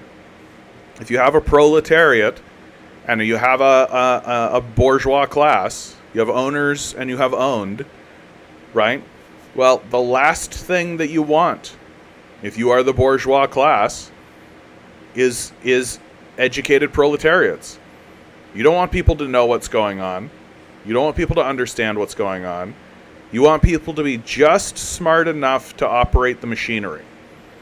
That's what you want. You want people who are capable of reading, technically, right? But you don't want people who can kind of decipher what's being said. This is why the Financial Post is so successful at disseminating information amongst the capitalist class. Because the proletariat doesn't really know what they're reading. Because they haven't... Because the capitalists speak in a kind of loose code, but it's like a code the way Pig Latin is a code, right? It's just coded enough so that it doesn't sound absolutely psychopathic, even though it absolutely is. Yeah, you want people to be funneled into MAGA or blue MAGA. That's absolutely what you want. Yeah, education is so expensive. There's a reason for that, right? And what's stupid about making education expensive is that it ends up costing the society way, way more in the long term. Like, if you don't have educated citizens, then you can't do anything done. You can't get anything done. You can't do anything. Like, why do you think China is able to build like an entire subway station in a day? Why do you think they're able to accomplish the things that they're able to accomplish? It's because they understand, like, yeah, we should have an educated populace. And they can afford to have an educated populace because they don't have the same kind of class dynamic that we have, where we have the dictatorship of the bourgeoisie. Well, they have a dictatorship of the proletariat. And we're seeing the difference that makes. We're seeing the difference that makes, where the ruling class of China says, we want to build this thing, and so we will. And then Americans scratch their head and go, but nobody made any money. Who made money? How, you didn't exploit anybody. How is that working? Right? You can just read The Economist to see that perspective. Cupcake Star says, 50 years ago, America started a war against education, and now there are people who sincerely believe 5G cell phone towers are for mind control, and that the government is replacing their food with rubber. Yeah. I mean, the government is replacing people's food with rubber. Not rubber, sorry. It's not rubber. It's microplastics. Like, I think there's a lot of big successes that have happened for the capitalist class due to the reduction of education. You can convince people of very dumb ideas if they don't have... Because the purpose of an education is not to teach people facts. It's not to teach people, like, evidence or any of this. Or even a narrative. It's to teach people how to think. It's to teach people, like, okay, what is the foundation of thought? What should you be looking for in any situation? How should you be thinking about a situation, right? You should base what you're thinking on evidence, right? Here's something called bias, right? And this you should know about bias, right? Maybe you should be skeptical when people make claims in front of you, right? Like just very recently, I saw this advertisement come on a YouTube channel, a YouTube thing that I was looking at, right? Some random video, and the ad was for, oh, we've got this new cooling system. Some kid from Nebraska, capitalist innovation, came up with new cooling system. And you just put some water in the system, and it has a fan on it, and it sends the cool air, and it'll cool it almost as good as air conditioning for a fraction of the price, right? And I kind of looked at it, and I thought to myself, oh, that's interesting. I'm literally in a situation where I have only a fan. I don't have an air conditioning unit, so it's like, okay. And they have it all built in so that it's all funneling you into the purchase. They're just like funneling you towards the purchase as fast as they can. And of course, they've got like reviews on their site and oh God, it's so glowing. And, oh God, I love my thing. And oh my goodness, and all this stuff. So I think to myself, okay, cool. I can see how a lot of people would be like, oh, great. Click, buy, right? I thought to myself, okay, let's take a look at what like Consumer Report has to say. Let's take a look at what anybody else has to say about this thing. Turns out it's a total scam. Like a scam that's so bad that the people who are actually putting the ads forward should be indicted. Like it doesn't even work as a fan, let alone as like a cooling system, right? So everything's turned into a scam. But if you have a populace that isn't actually educated into being like having even a modicum of skepticism, you just end up with gullible people who are just like, oh wow, what a great idea, oh, And that's what you want if you are a bourgeois class of capitalists dominating a proletariat class. You want citizens to be as gullible as possible so that you can just shout out, you can just scream over the airwaves whatever nonsense you want, and everybody will go, "Whoa, did you see? In North Korea, you're only allowed to have 4 different styles of haircut. That's not a complete racist dog whistle at all." Like, they want everybody walking around basically being like, yeah, I watched the game yesterday. Yeah, it was great. Yeah, the blue team put the thing in the red team's thing, and it was great. And I stood up and I cheered. The refs were out of control. Oh, the refs were out of control. You want people who are like heavily invested in nonsense. That's really what you want. You just want people who just get heavily invested in nothing. And you want to be teaching them nothing. Right? Like, let's take Tess of the Dubervilles and have kids read that for 6 months. Like, Jesus Christ. I remember being back in high school, and it was straight up. And I wrote, in my essay, I wrote that I had to do for this fucking book, Tess of the Duberville. I literally wrote that, like, the fact that we are spending this much time on this and we are being taught of this is an indictment of the education system. This is nonsense. We are being taught nothing. I don't know why anybody comes here. What are we spending our time doing? This is nonsense. Because it is. It's nonsense on purpose. They teach us nothing on purpose. Just to keep us in the room, just to waste our time. So that we'll never actually get together as a community and as people, or have the time to be able to do so and be like, hey, should we maybe do something for ourselves to benefit our own society? Oh no, we're all just going to go work in a factory for a guy we've never known, like who we don't know. Like, we'll never see this guy. What are we working in the factory for anyway? Like, what are we doing? Oh, we're sending bombs over to kill Palestinians. Got it, check. Just everybody's like, oh, can't wait for the game.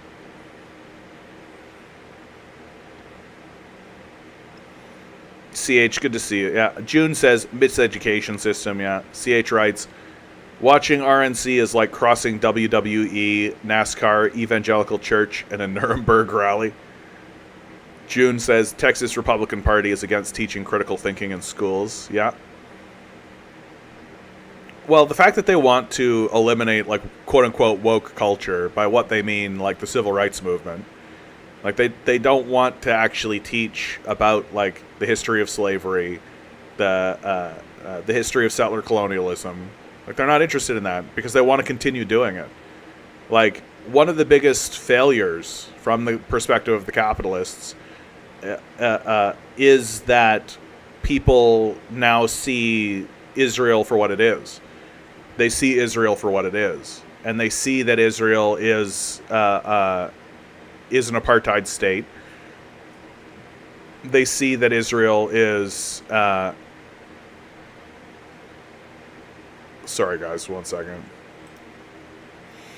They see that Israel is an apartheid state. They see that it is a settler colonial project because people have learned about settler colonialism, and the system has taught them about settler colonialism.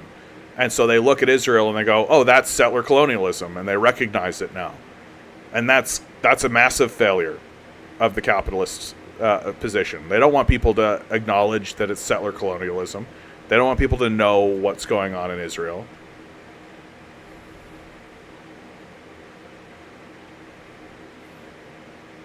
Gamer Jame, good to see you.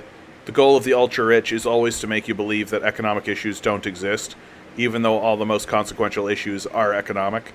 On basically all of the most consequential issues, both parties have shifted far to the right in the last 40 years. Yeah, that's neoliberalism, baby. That's absolutely neoliberalism. Yeah, Peter Thiel pet J.D. Vance is going to be president. Talk about a Trojan horse. Yeah, J.D. Vance is currently the vice president. Yeah, I mean, I don't know. Like, I mean, I don't know why we're electing Marines.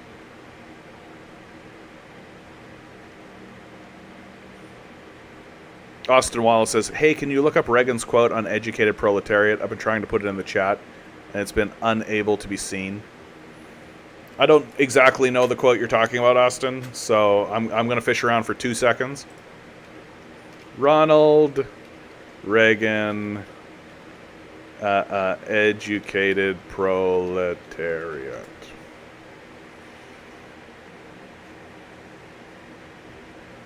I mean, it is basically the threat of an educated proletariat.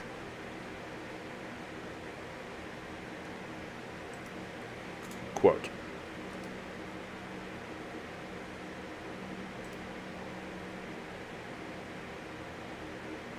Nah, I'm not finding it right away. I mean, this article is worth taking a look at.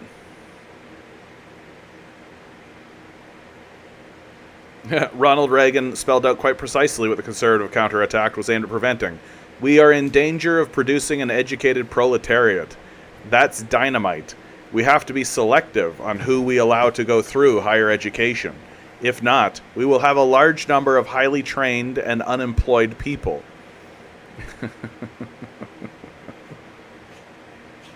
I love that they're like expecting and anticipating unemployment, right?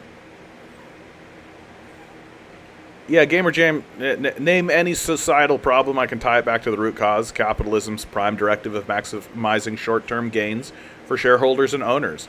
Literally everything wrong in this world comes back to this. Yeah, I think that's absolutely true.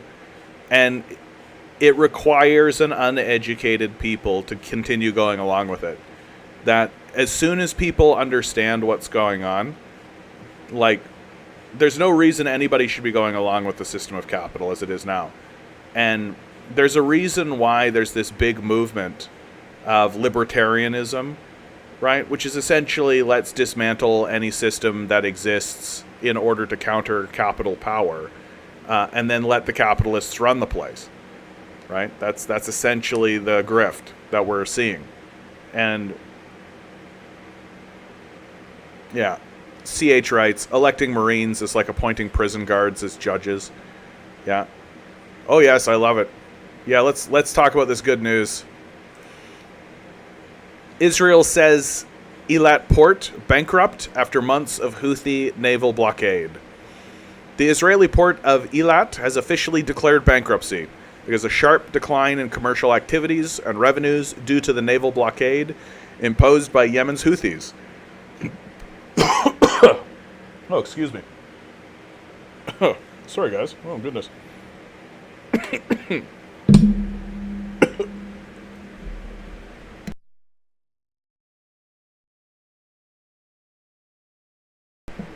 Sorry. Ugh. Mossad's trying to get me. Start talking about something bad that happened to Israel. They're getting me with their space lasers. That's a joke. That's just a joke. Ugh. So this blockade, that the Houthis have been enacting against the Israelis has worked. And to me, I can't help but think, doesn't this really illustrate how weak Israel and the United States actually are? And how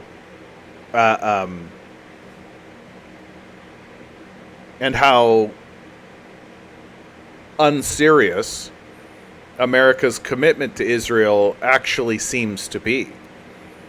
Like, Israel's getting beat up by a bunch of ragtag, like, they don't have a navy, and they're enacting a naval blockade that's actually being successful.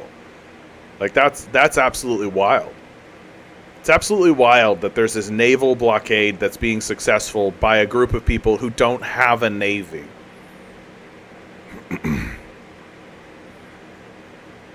Like, I don't know what do people need to see to begin recognizing that Israel and the United States are actually quite weak, that they're not actually able to project the power that they once had in the world, and that as the United States goes into this decline, it's going to lose its ability, and it is losing its ability to project that power into the world. Like, the big... they're simply not going to be able to compete with other nations. Like, tying this back in to student debt, tying this into education. Like, the United States and Israel are simply not going to be able to compete with countries that are actually educating their populaces. That, and it's for a very good reason. The education system that exists in the United States is also responsible for educating the next group of leadership. And those leaders, as they move forward, are going to be stupid and dim-witted. And they're going to base their ideas off of bad ideas and bad thoughts. They're going to believe dumb things that are not going to be true and are just going to be completely disconnected from any reality that actually exists in any kind of meaningful way. Meanwhile, the rest of the world is going to be, like, educated. It's going to actually understand, like, oh yeah, we should probably look at reality. We should probably look at what the world... the evidence of the world and what's going on in the world in a meaningful way. Not so from the United States. But the United States cares about its religious ideology, the religious ideology of capitalism. And it has co-opted other religions in order to act as kind of surrogates, such as Christianity. But the prime religious ideology of the United States is capitalism. That Marxists understand what capitalism is in reality, and we discuss the reality of capitalism. But the people who are supporting the system of capital, who are on the side of the system of capital, are demented. You listen to them talk and they're delusional at the highest possible level. Like, the things they say are absolutely outrageous. Because they're religious fundamentalists. They're religious ideologues. And it's no surprise that the most dedicated religious acolytes to the death cult of capitalism are also Zionists, Christian evangelicals, or people like Ben Shapiro, right? Who thinks that he should base his thinking in a book with magic in it. Leon writes, they already are dim-witted. Eric Prince did an interview where he said that America needs to be an empire again. It already is. The guy's supposed to be some kind of mastermind. Yeah, these guys get born on third base and think they hit, and think they hit a home run. You know, that kind of thinking. Where, like,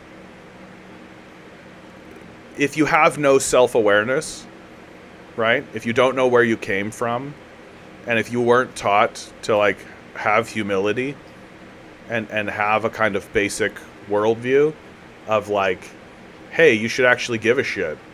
It's like this great quote that I found just today.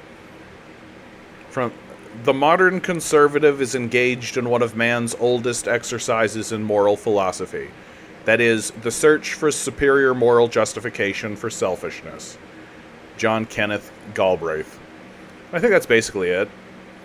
Like, we're looking at a society of people that are reading the words of Jesus Christ and saying, what a pussy. Like, what a weak guy. Turn the other cheek. Fuck that. Right? Like, that's that.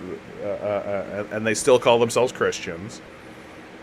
We're listening to people who literally think magic is real, and that the place that we should get our moral reasoning and our rational thinking from is a magic book that contains the truth of all things that are possible, and no other people can't possibly have also written a magic book that for the same purposes or the same ideas, and those people are heretics. We're the one true believers because we have a magic book that we believe in. Like, it's just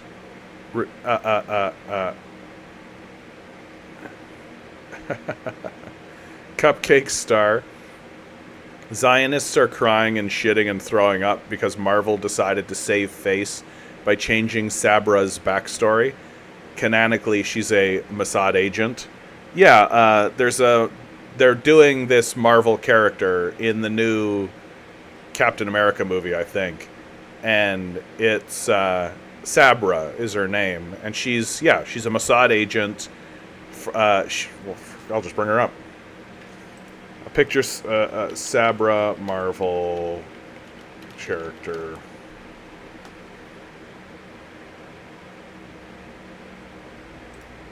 Yeah, this is her uniform. Right? Touch on the nose. Right? Touch on the nose.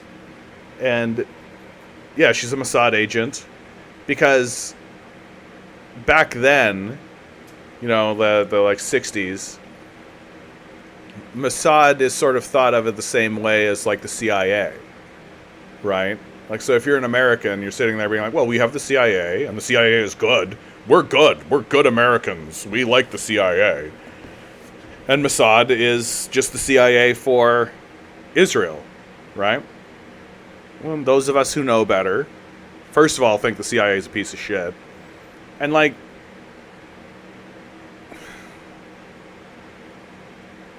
dude, like, especially looking back on the superhero period, I don't know how deep I want to get into this because I talk about this one a lot.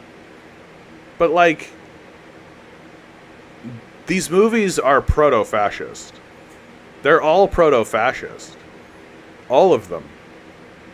Every single superhero, like Superman, Batman, Captain America, Iron Man, Thor, these characters are all fucking fascists. They all exist in a society that lives in a kind of stasis. That one of the implicit beliefs of the world that they are in is that the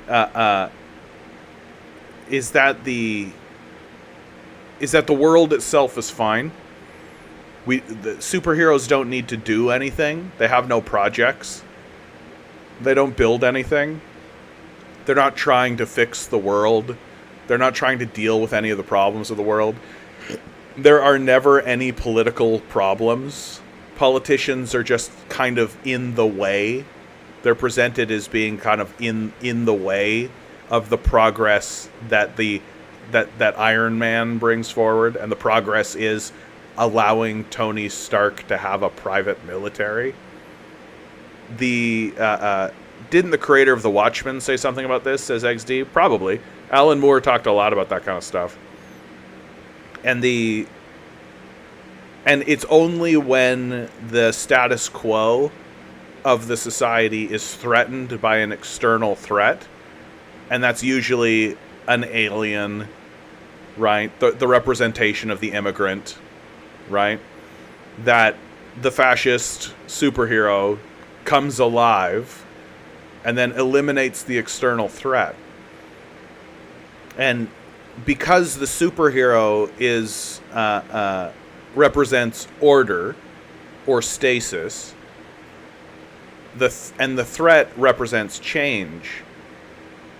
Well, as the society that we live in has become more and more degraded and has decayed over time, the heroes have become less reasonable and have become less relatable, and the villains have become much more rational sounding. Take, for example, Bane in the last Batman movie of the Christopher Nolan trilogy, right? Sure, he sort of looked weird and odd, and the way he spoke was a bit weird. But the things that he were saying was perfectly reasonable. The entire movie, I was watching this movie, and Bane would say something, and I'd be like, yeah, goddamn, Bane, like, you're nailing it. Absolutely perfect. And so what the makers of these projects have to do in order to assert the primacy of the superhero is that they have to make the villain turn a corner and become no longer rational. In this case, in Bane's case, he has to set up a nuclear bomb in the middle of Gotham, and that's going to go off over some time period or something, right? Just like an absolute Looney Tunes right-wing turn. Just like straight up like, everything's making sense. This guy sounds like a revolutionary. Yeah, the society is decrepit, Bane. The society we live in is decaying from within. There is corruption everywhere. The people must rise up against it. I'm like, yeah, fuck yeah, absolutely, Bane. You're totally right. The people absolutely do need to rise up against the corruption of the system that it's in. And also, I'm planting a nuclear bomb in Gotham City. Oh, Bane. What are we doing here, Bane? Why do we have to turn that corner, bud? Come on. We had a good revolutionary message. Thank you, Kevin. We had a good revolutionary message going on, Bane. Why did we have to ruin it with just this sudden turn to insanity? You know, just this sudden, let's blow up the city with nuclear bomb. Okay. But they have to do that. Capitalist creators have to do that. Or else the audience will be like, is Batman the good guy here? Is Batman actually the good guy? I don't think he is, actually. And there has been a societal pivot in the perspective of these superheroes that has come from movies like Joker. That Joker is a movie that straight up laid bare and laid naked the fraudulent nature of the Batman myth and the Batman mythology. It completely inverted it and really showed that Batman exists to maintain the status quo of a decaying and dying society that has turned against its own citizens. That Batman is literally a billionaire that instead of spending his money on creating social housing, on funding mental health care systems generally, instead of actually building a social security network of some kind for people to have a foundation upon which they can stand, he takes his money and dresses up like a fucking bat and goes and beats up low-level thugs that are generated by what? By the despair that's been created by what? Wayne Enterprises extracting wealth from the proletariat. So the moment you do a class analysis of Batman of any sort, which Joker sort of did, you see that these figures are frauds. They're completely fraudulent, and they're all fascists.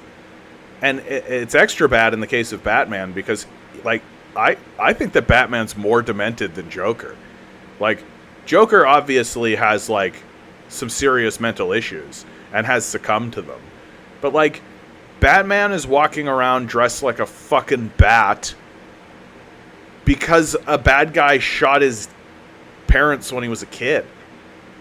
Like, that's some massive, massive problems, dude. Like, that's some massive, massive issues. That guy needs to go see a therapist. He needs to, like, give some money away. Like, how about shore up the defenses or shore up the security of Arkham, even? Why is this place so easy to escape from? Like, it just seems to me that the superhero... And now, finally, it's come to a total head in the figure of this Sabra that's on the screen still. Sabra is a fucking Zionist. She's a Mossad agent. She exists entirely to defeat the enemies of Zionism. It's like Marvel made a cartoon about a Nazi, and here she is. And now Marvel is looking at it, being like, yeah, she's a Nazi, all right. Maybe let's not make her so much a Nazi, right? She'll still be part of Nazi Germany, but she won't, like, be in the SS, right? And, like, I'm so looking forward, and I think I'll be alive to see it, because millennials are getting older now. right? Like, I'm like the eldest millennial. I'm at the very tip of the spear. I could have called myself Gen X if I wanted to. I could be like the young Gen X. But I think I feel like I have had the millennial journey, and and millennials are going to turn 40 and 50 and 60, and they're going to look at these cartoon comic book movies that they loved when they were 20 and maybe even 30, and they're going to go, oh shit, actually, ooh, wait a minute. Like when I go back and I watch the cartoons that I loved when I was 10, I go, oh damn, these sucked. Like, these sucked. But when I was 10, I was all about them, man. I loved them. I was all about them. And I think that there's going to be that same kind of cultural thing that's going to happen. There's going to be huge swaths of the population that are going to look back on this stuff that they loved when they were younger and go, oh shit, like, this is what our culture was? Oh, this sucks. And there's going to be a huge critique of it. And some of that critique is happening now. I would say that The Boys, for example, is something of a critique of it. But I think it's going to get more apparent and more obvious. Yeah.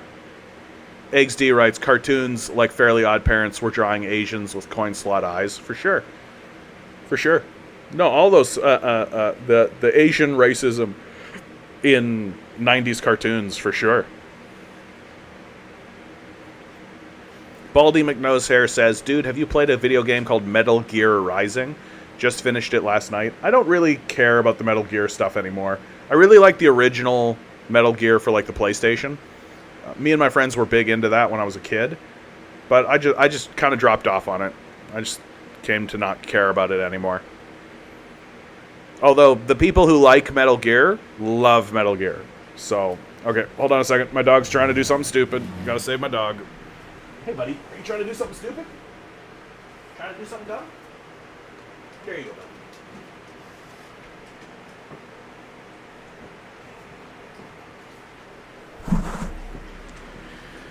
My poor little guy. He's just getting older. And he used to be able to go. I have these little steps off the side of the couch so that he can go down the steps.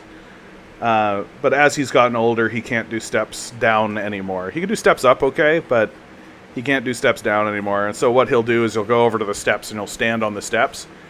And I know that if I just leave him on the steps, he'll try to go down the steps and he'll fall. And he's an old guy. So that could be the end of him, right? So I'm not interested in watching that happen. Well,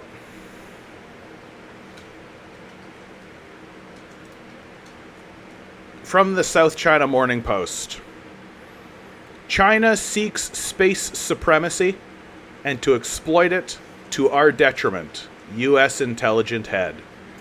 Beijing's advances in military applications cited as evidence of its plan to build important capabilities to deter or compel behaviors.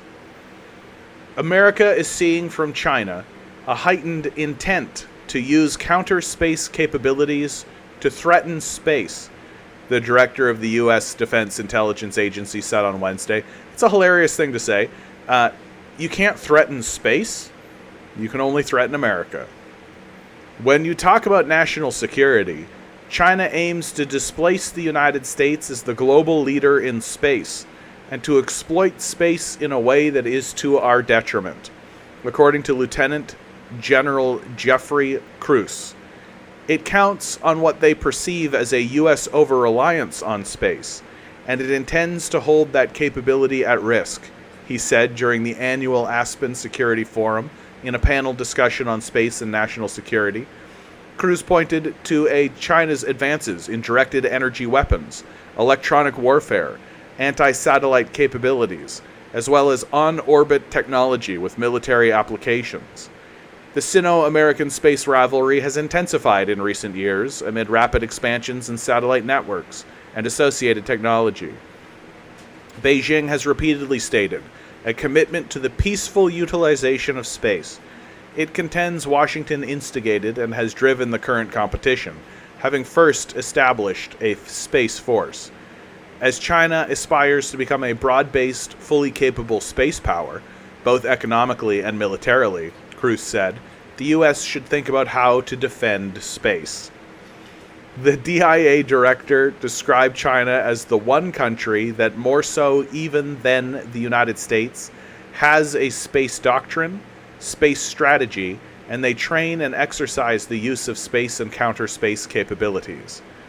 Both Russia and China view the use of space early on, even ahead of conflict, as important capabilities to deter or compel behaviors, Cruz explained. We just need to be ready. Speaking on the same panel in Colorado, General Stephen Whiting, head of the U.S. Space Command, said the combatant command had to help the joint force be protected against the space-enabled militaries of China and Russia.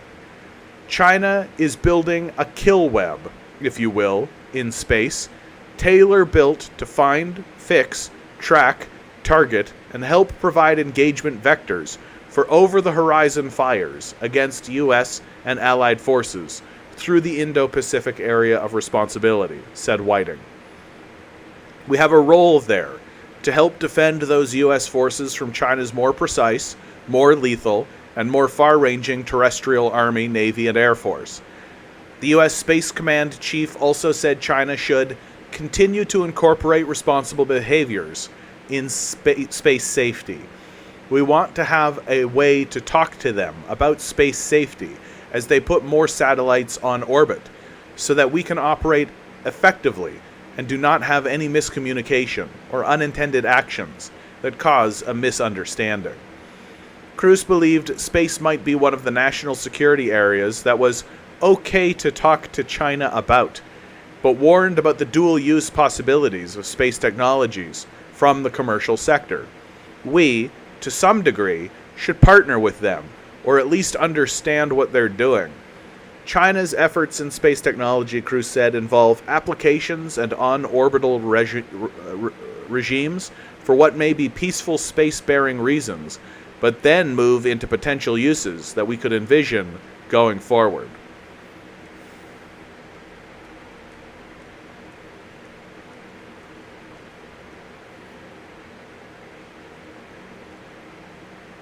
Donald coming in with an extremely odd comment. Trans people usually live in the southern provinces. Okay. Kind of a red flag, Donald. Not gonna lie. Kind of a red flag. I think the U.S. is mainly worried their ICBMs won't be effective anymore. Yeah, I mean,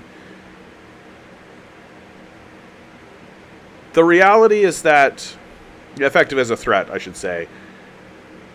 The thing is that there's always been this vision of getting into space, and that there are these resources that exist in space, and that space exploration could actually be quite fruitful. But that's all very theoretical, and no capitalist wants to invest in it, right? It's for the same reason why capitalism can't actually produce any research success.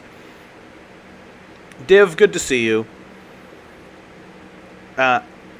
The reason why they can't get any research success is because no capitalist wants to invest in it, because it's fairly risky.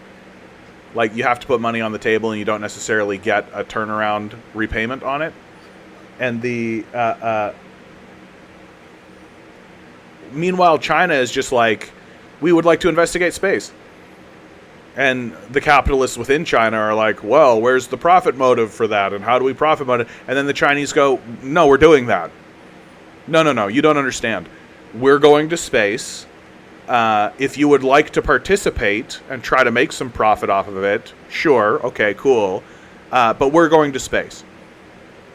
So come along or don't. And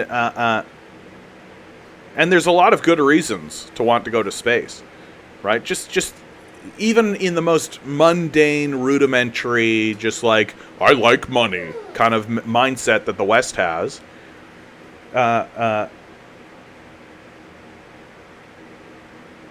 Like, we could mine an asteroid. Very simple. Div says, John, are you active on Instagram? I'm not. Content asks, can you get Milo a ramp? You know what? I probably could get Milo a ramp. Actually. I probably should. He's a good little boy, and he would deserve a ramp. He's on something right now. He's on to something. Like, he's like looking and somewhere, thinking to himself, John, you should give me something. I don't have anything for you, Milo. I don't have a thing. I could get the little guy a ramp. That'd be nice.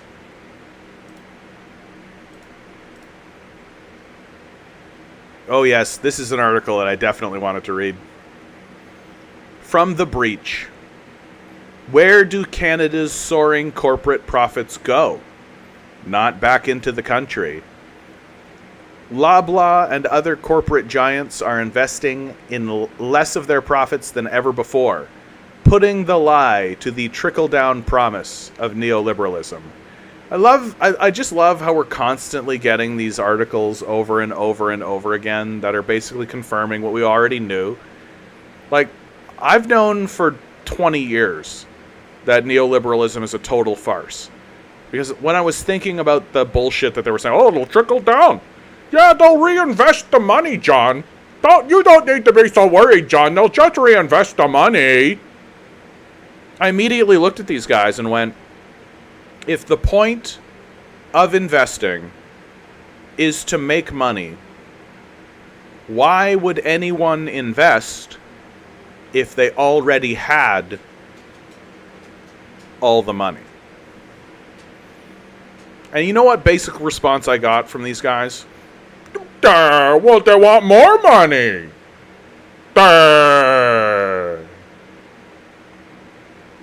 And that's when I knew we were in real trouble. Like, our entire philosophy of thought, the entire thinking pattern for what we're projecting into the world is dismantled by a 20-year-old kid standing up saying, hold on, wait a minute. So if we give all the money to one guy, what's the point of him investing? He already has it. Oh, so he can just get more money. But he's already got, like, $100 billion. What does he give a fuck? What does he care? Invest in what? To do what? For what purpose? Oh, invest in Jeffrey Epstein's pedophile island. Got it. Check. Right.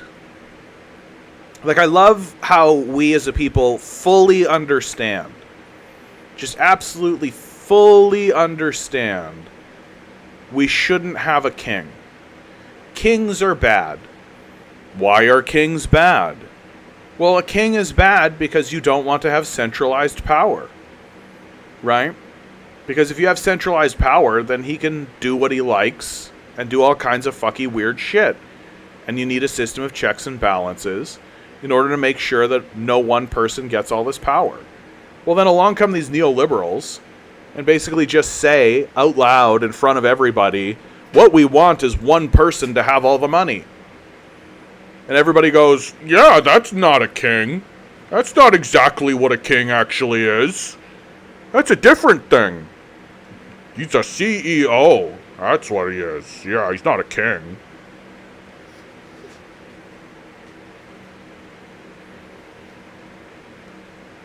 Loblaw chairman Galen Weston Jr., the creaseless face of inherited Canadian wealth, smiled serenely at parliamentarians as he explained why, when it came to rising food prices, his company was blameless.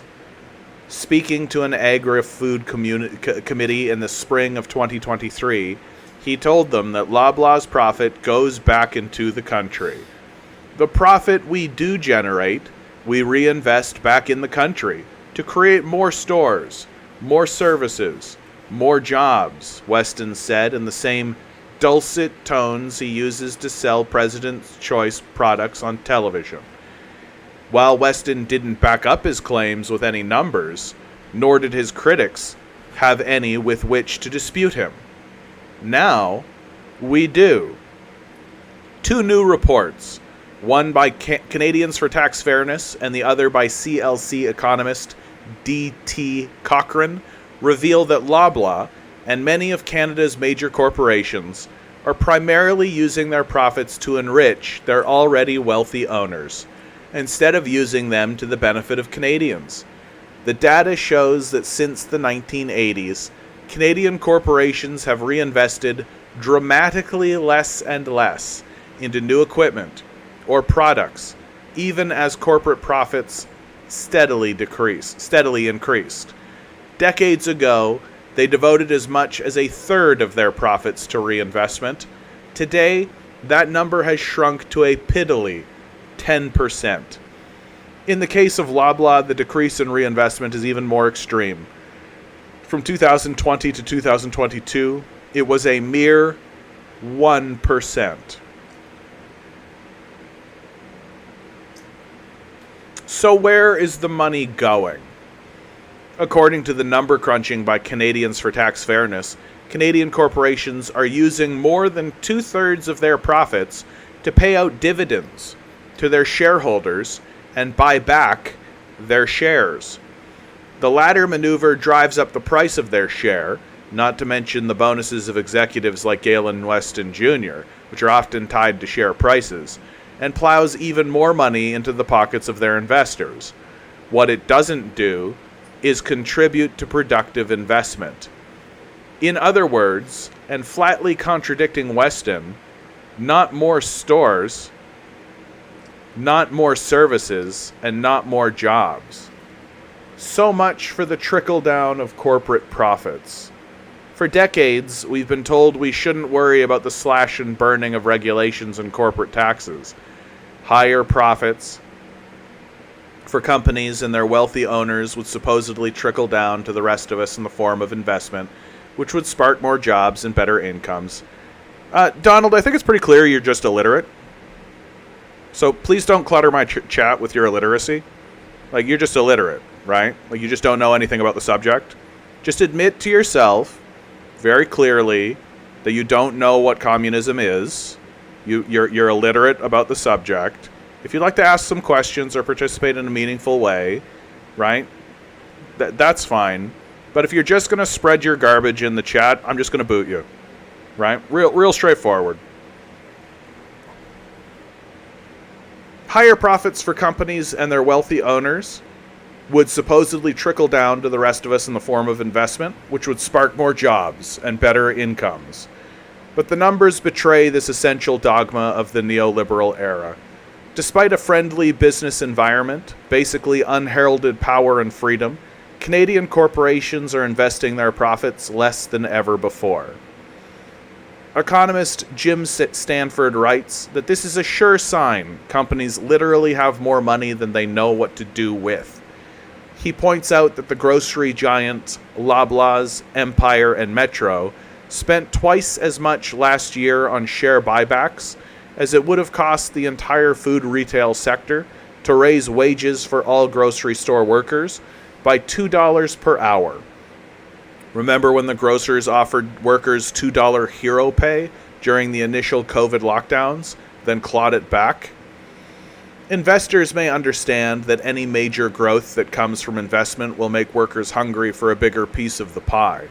Instead, by curtailing growth, they can keep workers permanently insecure and more compliant. But whatever the cause of the hoarding, the connection between higher profits and greater investment has been resoundingly shattered. And despite the sweet promises of Weston Jr., the time for small fixes is over. Both reports advocate significant increases to corporate and windfall taxes that would ensure that massive corporate gains truly, in Weston's word, go back into the country. We should nationalize these places, right? It's just very straightforward. We should nationalize this. Like, we need to have a food distribution chain. We need places that distribute food. We do not need Galen Weston.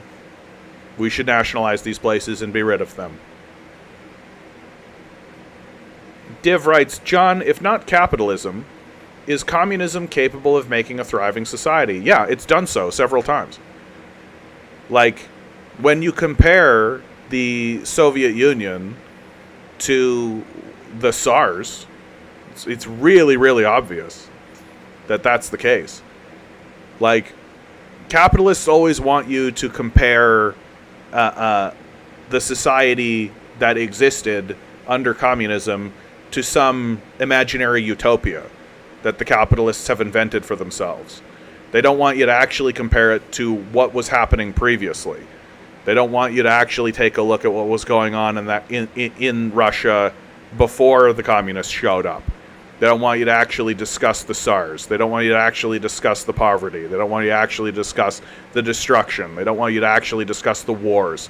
They don't want you to actually discuss the pogroms. They don't want you to discuss any of that, right? They just want you to compare the Soviet Union to some magical ideal, and then they accuse us of being utopians. Nobody's more utopian than a capitalist, because it's the only way they know how to defend their own system, is by creating a utopian reality that doesn't actually exist. What they'll do is they'll take the one guy that's making billions of dollars of profits off of the enslavement of the populace, off of the exploitation of the working class, and then they'll put them on TV and blare that television show across the nation, and then try to convince us, you can do it too, you just need to work harder like I did. Meanwhile, that guy literally inherited all his wealth in the first place. Like, we were all told that, like, Elon Musk is this guy that we should actually pay attention to. Like, Elon Musk, what a great guy. His dad literally owned emerald mines, for God's sakes. Like, his dad literally owns emerald mines in apartheid South Africa, for fuck's sake. Like, this idea that we're going to work hard to be a billionaire. And then when you look at these people, right, like, they own, like, cobalt mines with little kids working in them. It's just, like, clear exploitation and clear slavery in clear and obvious ways. And then they turn around and tell us that, oh, your communist society isn't successful because it didn't achieve my definition of what success looks like. It's trash. It's just trash bag thinking at the highest possible level. You can look at any communist society or any society that was being led on communist principles, and if you compare it to what it was doing before to what it's doing now, or what it was doing during the period of time when the communists were in charge, it's obviously an improvement. So obviously an overwhelming improvement. Like, to try to make the claim that it isn't is to just engage in a kind of demented delusion. Just like absolutely like you think magic is real, that kind of level. Like, it's just gotten to be absurd. Is non-corrupt society can be made by communism? Like, the concern is, of course, all societies are run by humans, and humans are eternally corruptible, right? That humans have the capacity to be corrupted by power under any system anywhere. So that's something that communist societies have been struggling with as well. Right now, China is actually really showing there's what I consider to be a great experiment happening in China right now, which is they have the National People's Congress, which is a democratically elected body in China. And this experiment is basically, can the National People's Congress remain uncorrupted by capital? And can the National People's Congress continue to develop a China that is going to move it further and further towards this idea of communism? Is that possible? Is that possible? China is the one that I look at for this in this regard. They recently went through a big anti-corruption purge under Xi Jinping, and lots of people don't believe it and are skeptical of that. But whenever I take a look at it, it's like, nah, looks like they did it. Like, it looks like they were serious. And I think that if it was done unseriously, the first people who would be talking about it would be the Chinese citizens themselves. And so there is a big kind of like, we'll see. is it possible to create a ruling class in a society that does not fall prey to basic human corruption?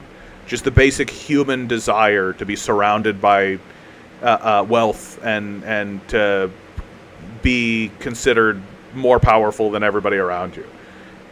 We'll see. We'll see. I think that Xi Jinping himself is evidence that it is possible. Xi Jinping is a man of the party, and he really does have a his history really shows that the National People's Congress is really good at vetting and is really good at selecting leadership and governors. Right? You compare Xi Jinping to somebody like Joe Biden, and it's let alone Donald Trump. It's just no comparison. It's not even close. And Joe Biden is like a fart in the wind compared to Xi Jinping. Zummerman, good to see you. Let's not forget the space race in that regard. Yeah, the space race was done entirely. Like, the Soviet Union was the first people into space, for God's sakes. They inspired the Americans to actually get involved more seriously in the space race and to create this idea of let's get a man on the moon and that'll be the win, which the Soviets didn't care about at all. It was a real propaganda win for America. Just creating this idea that there was that the finish line for the race was putting a man on the moon, when the Soviets were like, who cares about that? What does that gain anybody? Putting a man on the moon. Donald writes, people should have the right to open a business if they want and be just a worker if they want to. Sure. Okay. So what? Like the point of being against the capitalist system is to point out that there is a ownership class and a working class that are antagonists to one another, structural, right? That your boss or your workers, your interests are not aligned, and that there is a structural antagonism built into the fabric of the society. And that if you want to be a business owner in a capitalist model, that by definition puts you in an antagonistic position to the workers and to the people who have to do the work for you. And vice versa. If you're a worker, then that puts you in an antagonistic relationship with the ownership class. And it's this antagonism, it's this central antagonism that exists within the structure of capitalism that means that the system of capital... Donald, I really just don't think you're a serious person. Like, I want to actually explain these things to you, but you're just making these very stupid comments that are very unserious. Like, Blood really think everybody who own a business is a crazy billionaire? What a pity. Like, what are you talking about?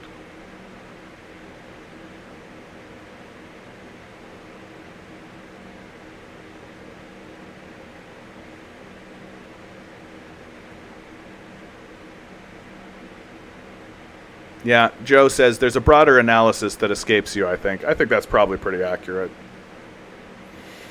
Div over on Twitch asks, do you ever believe in Russia bring back its lost glory as Soviet Union again with the help of China? I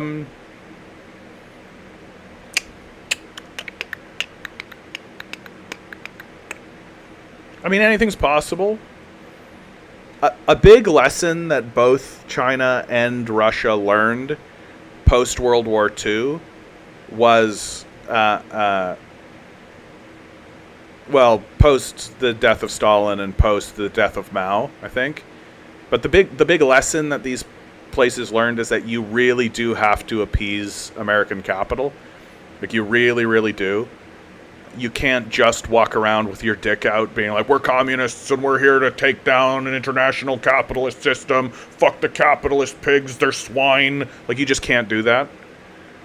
Like, it's just not, it will result in disaster. So, and I mean, Russia, I think, is extremely aware of that. China's aware of it because China is intelligent and has had interactions with international capital. The Vietnam War is a big one. They watched Hiroshima and Nagasaki get nuked right off their coast.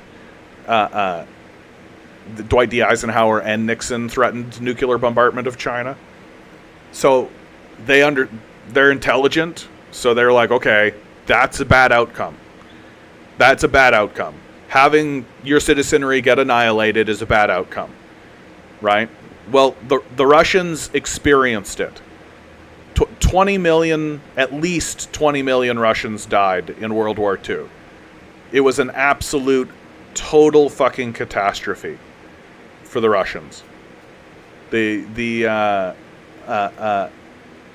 call it the Great Patriotic War, and they absolutely understand that we cannot put ourselves in a position where we are creating an ideological language of antagonism against capitalists. That the first time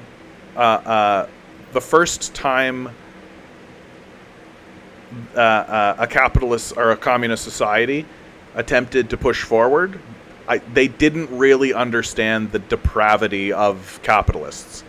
They didn't understand how depraved the capitalists would become. And this kind of naivety, there's been this consistent naivety amongst leftists and communists generally in regards to capitalists, that the type of people who are willing to be communal and be collective and say to one another, we need to work together to build a better society, I think don't really have the capacity or the ability to understand how psychopathic and depraved capitalists actually are, and the depths and the fact that there is no bottom to their depravity. I think was a lesson that the Russians learned the hard way. And so they really do not want to get into a position where they are actively poking the bear on on an intrinsic ideological level. Like, on a nationalistic level, I think Putin is willing to kind of poke at America a little on a national level. But on a straight up, like, the system of capital should not exist kind of level, on that kind of underbelly of what is actually the core of the empire, I really think that Russia is not going to be willing to do that. Specifically because America is psychopathic and will murder another 20 million citizens. The system of capital will murder another 20 million Russians, for sure. And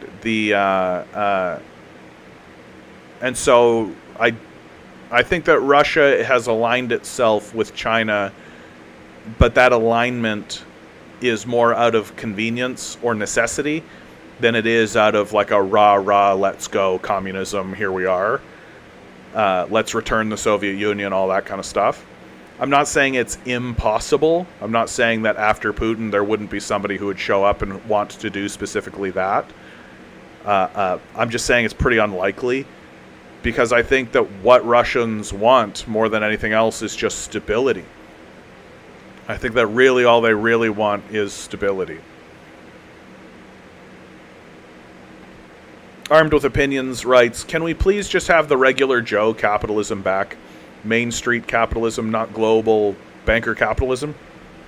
The trouble with that idea, Armed with Opinions, and I'm actually pretty sympathetic to that idea. I understand why people think that way. But the trouble with that idea is that regular Joe capitalism turns into global banker capitalism. And there's no way really to prevent it from happening. If you are doing capitalism, I shouldn't say there's no way, but like you have to understand what it is. That it really does work like a game of Monopoly, right? We've all played Monopoly, right? Everybody goes around the board rolling their dice, landing on territories, doing all this kind of stuff, until people start getting knocked out of the game, right? Until people start getting knocked out of the game. And then eventually all the wealth pools under a single individual. Armed with Opinion says, you're right, I just want to dream. Yeah, I can respect that, bud, but I think it's time for us to stop dreaming and to start living in reality and to start facing that reality and start saying, okay, capitalism as an idea doesn't work. It doesn't work. That all capitalism ended up being was a continuation or a adaptation to monarchies. That power shifted from the monarchies of Europe into the hands of the merchants and manufacturers, the owners of the factories and the owners of the fields. And power declined in the monarchy, but the power shifted. And the same ideas have prevailed. And the same thoughts have prevailed. And that the relationships between, it used to be, it was a serf and a lord. Well, now it's an employee and an employer. And it's the same style of relationship. It's the same kind of relationship where the lord wants something from the serf, and the serf, and what the lord wants is not good for the serf, and what the serf wants is not good for the lord. Well, it's the same kind of relationship. And what communism is seeking to achieve is a society in which all levels of the society are aligned. And so that what's good for the ruler is good for the worker. And what's good for the manager is good for the worker. And what's good for the worker is good for the manager is good for the ruler. And to get that aligned so that we can all... so that all activity and all action and that all things that happen is actually beneficial to all levels of the society. And that's the goal, is to get our minds away from the profit motive as a goal, because it's this fixation on money that we ourselves print. It's this fixation on this fictional thing that we've put into our society that has really caused a lot of problems for us. Yeah, Bound writes, workers work just hard enough to not get fired, and owners pay them just enough for them not to quit. Well, even very simple stuff, like if workers get more money, right? If a worker gets a raise, that's not good for the owner. Right, the owner gets less profit. It's an antagonism. It means that the society is constantly in a fight, and is constantly fighting with itself. And you can't, like Abraham Lincoln said, a house divided cannot stand. Right, and that's as true a statement as has been ever made. Like America. And capital, so Europe, capitalist societies are a house divided. And they will annihilate themselves eventually. And here in Canada, figures like Galen Weston are iconic for that. Are completely icons for that reason.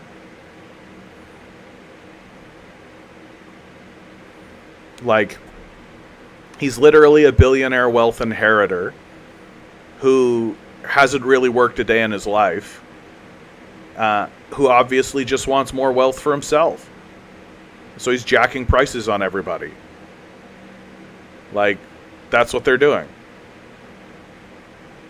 And we're all just supposed to, what, accept that? I don't think so. Like, that doesn't sound interesting to me.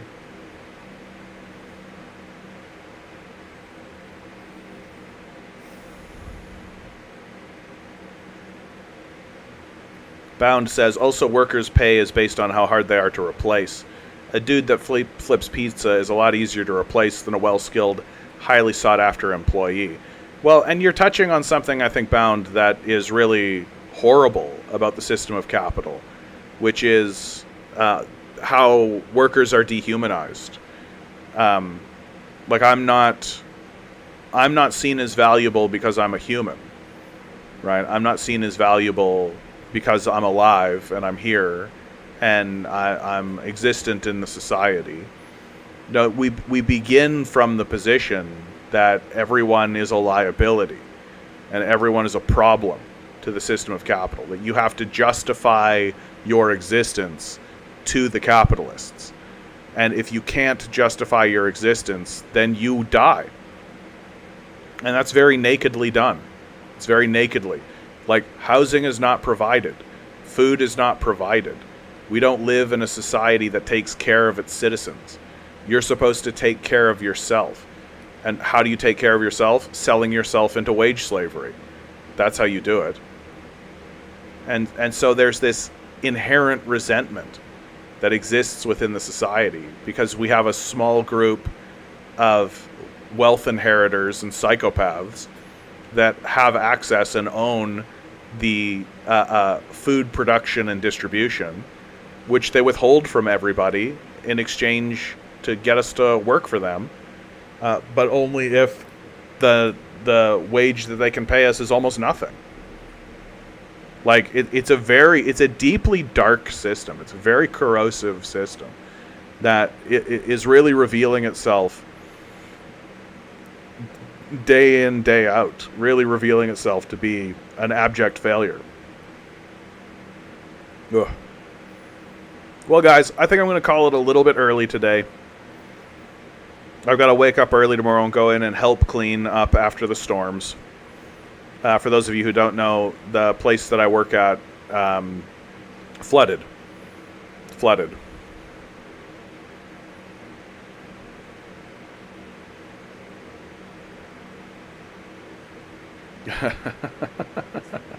Armed with opinions, I gotta read this comment. I'm gonna assume that you're being satirical here. You're overreacting a bit, in my opinion. The key is savings. Can't afford food? Try canned pet food, which is commonly on sale. Can't pay rent? Put your wife to work. Make her do OnlyFans. Yeah, just become a pimp. Just become a pimp, right? Yeah, it's a shame some of us have principles. Well, always remember, guys, each and every one of us is a quantum being, walking around in quantum energy. These billionaires are spending hundreds of billions of dollars in the hopes you'll never realize it. You'll just stay the good little commodity they need you to be. Rebel.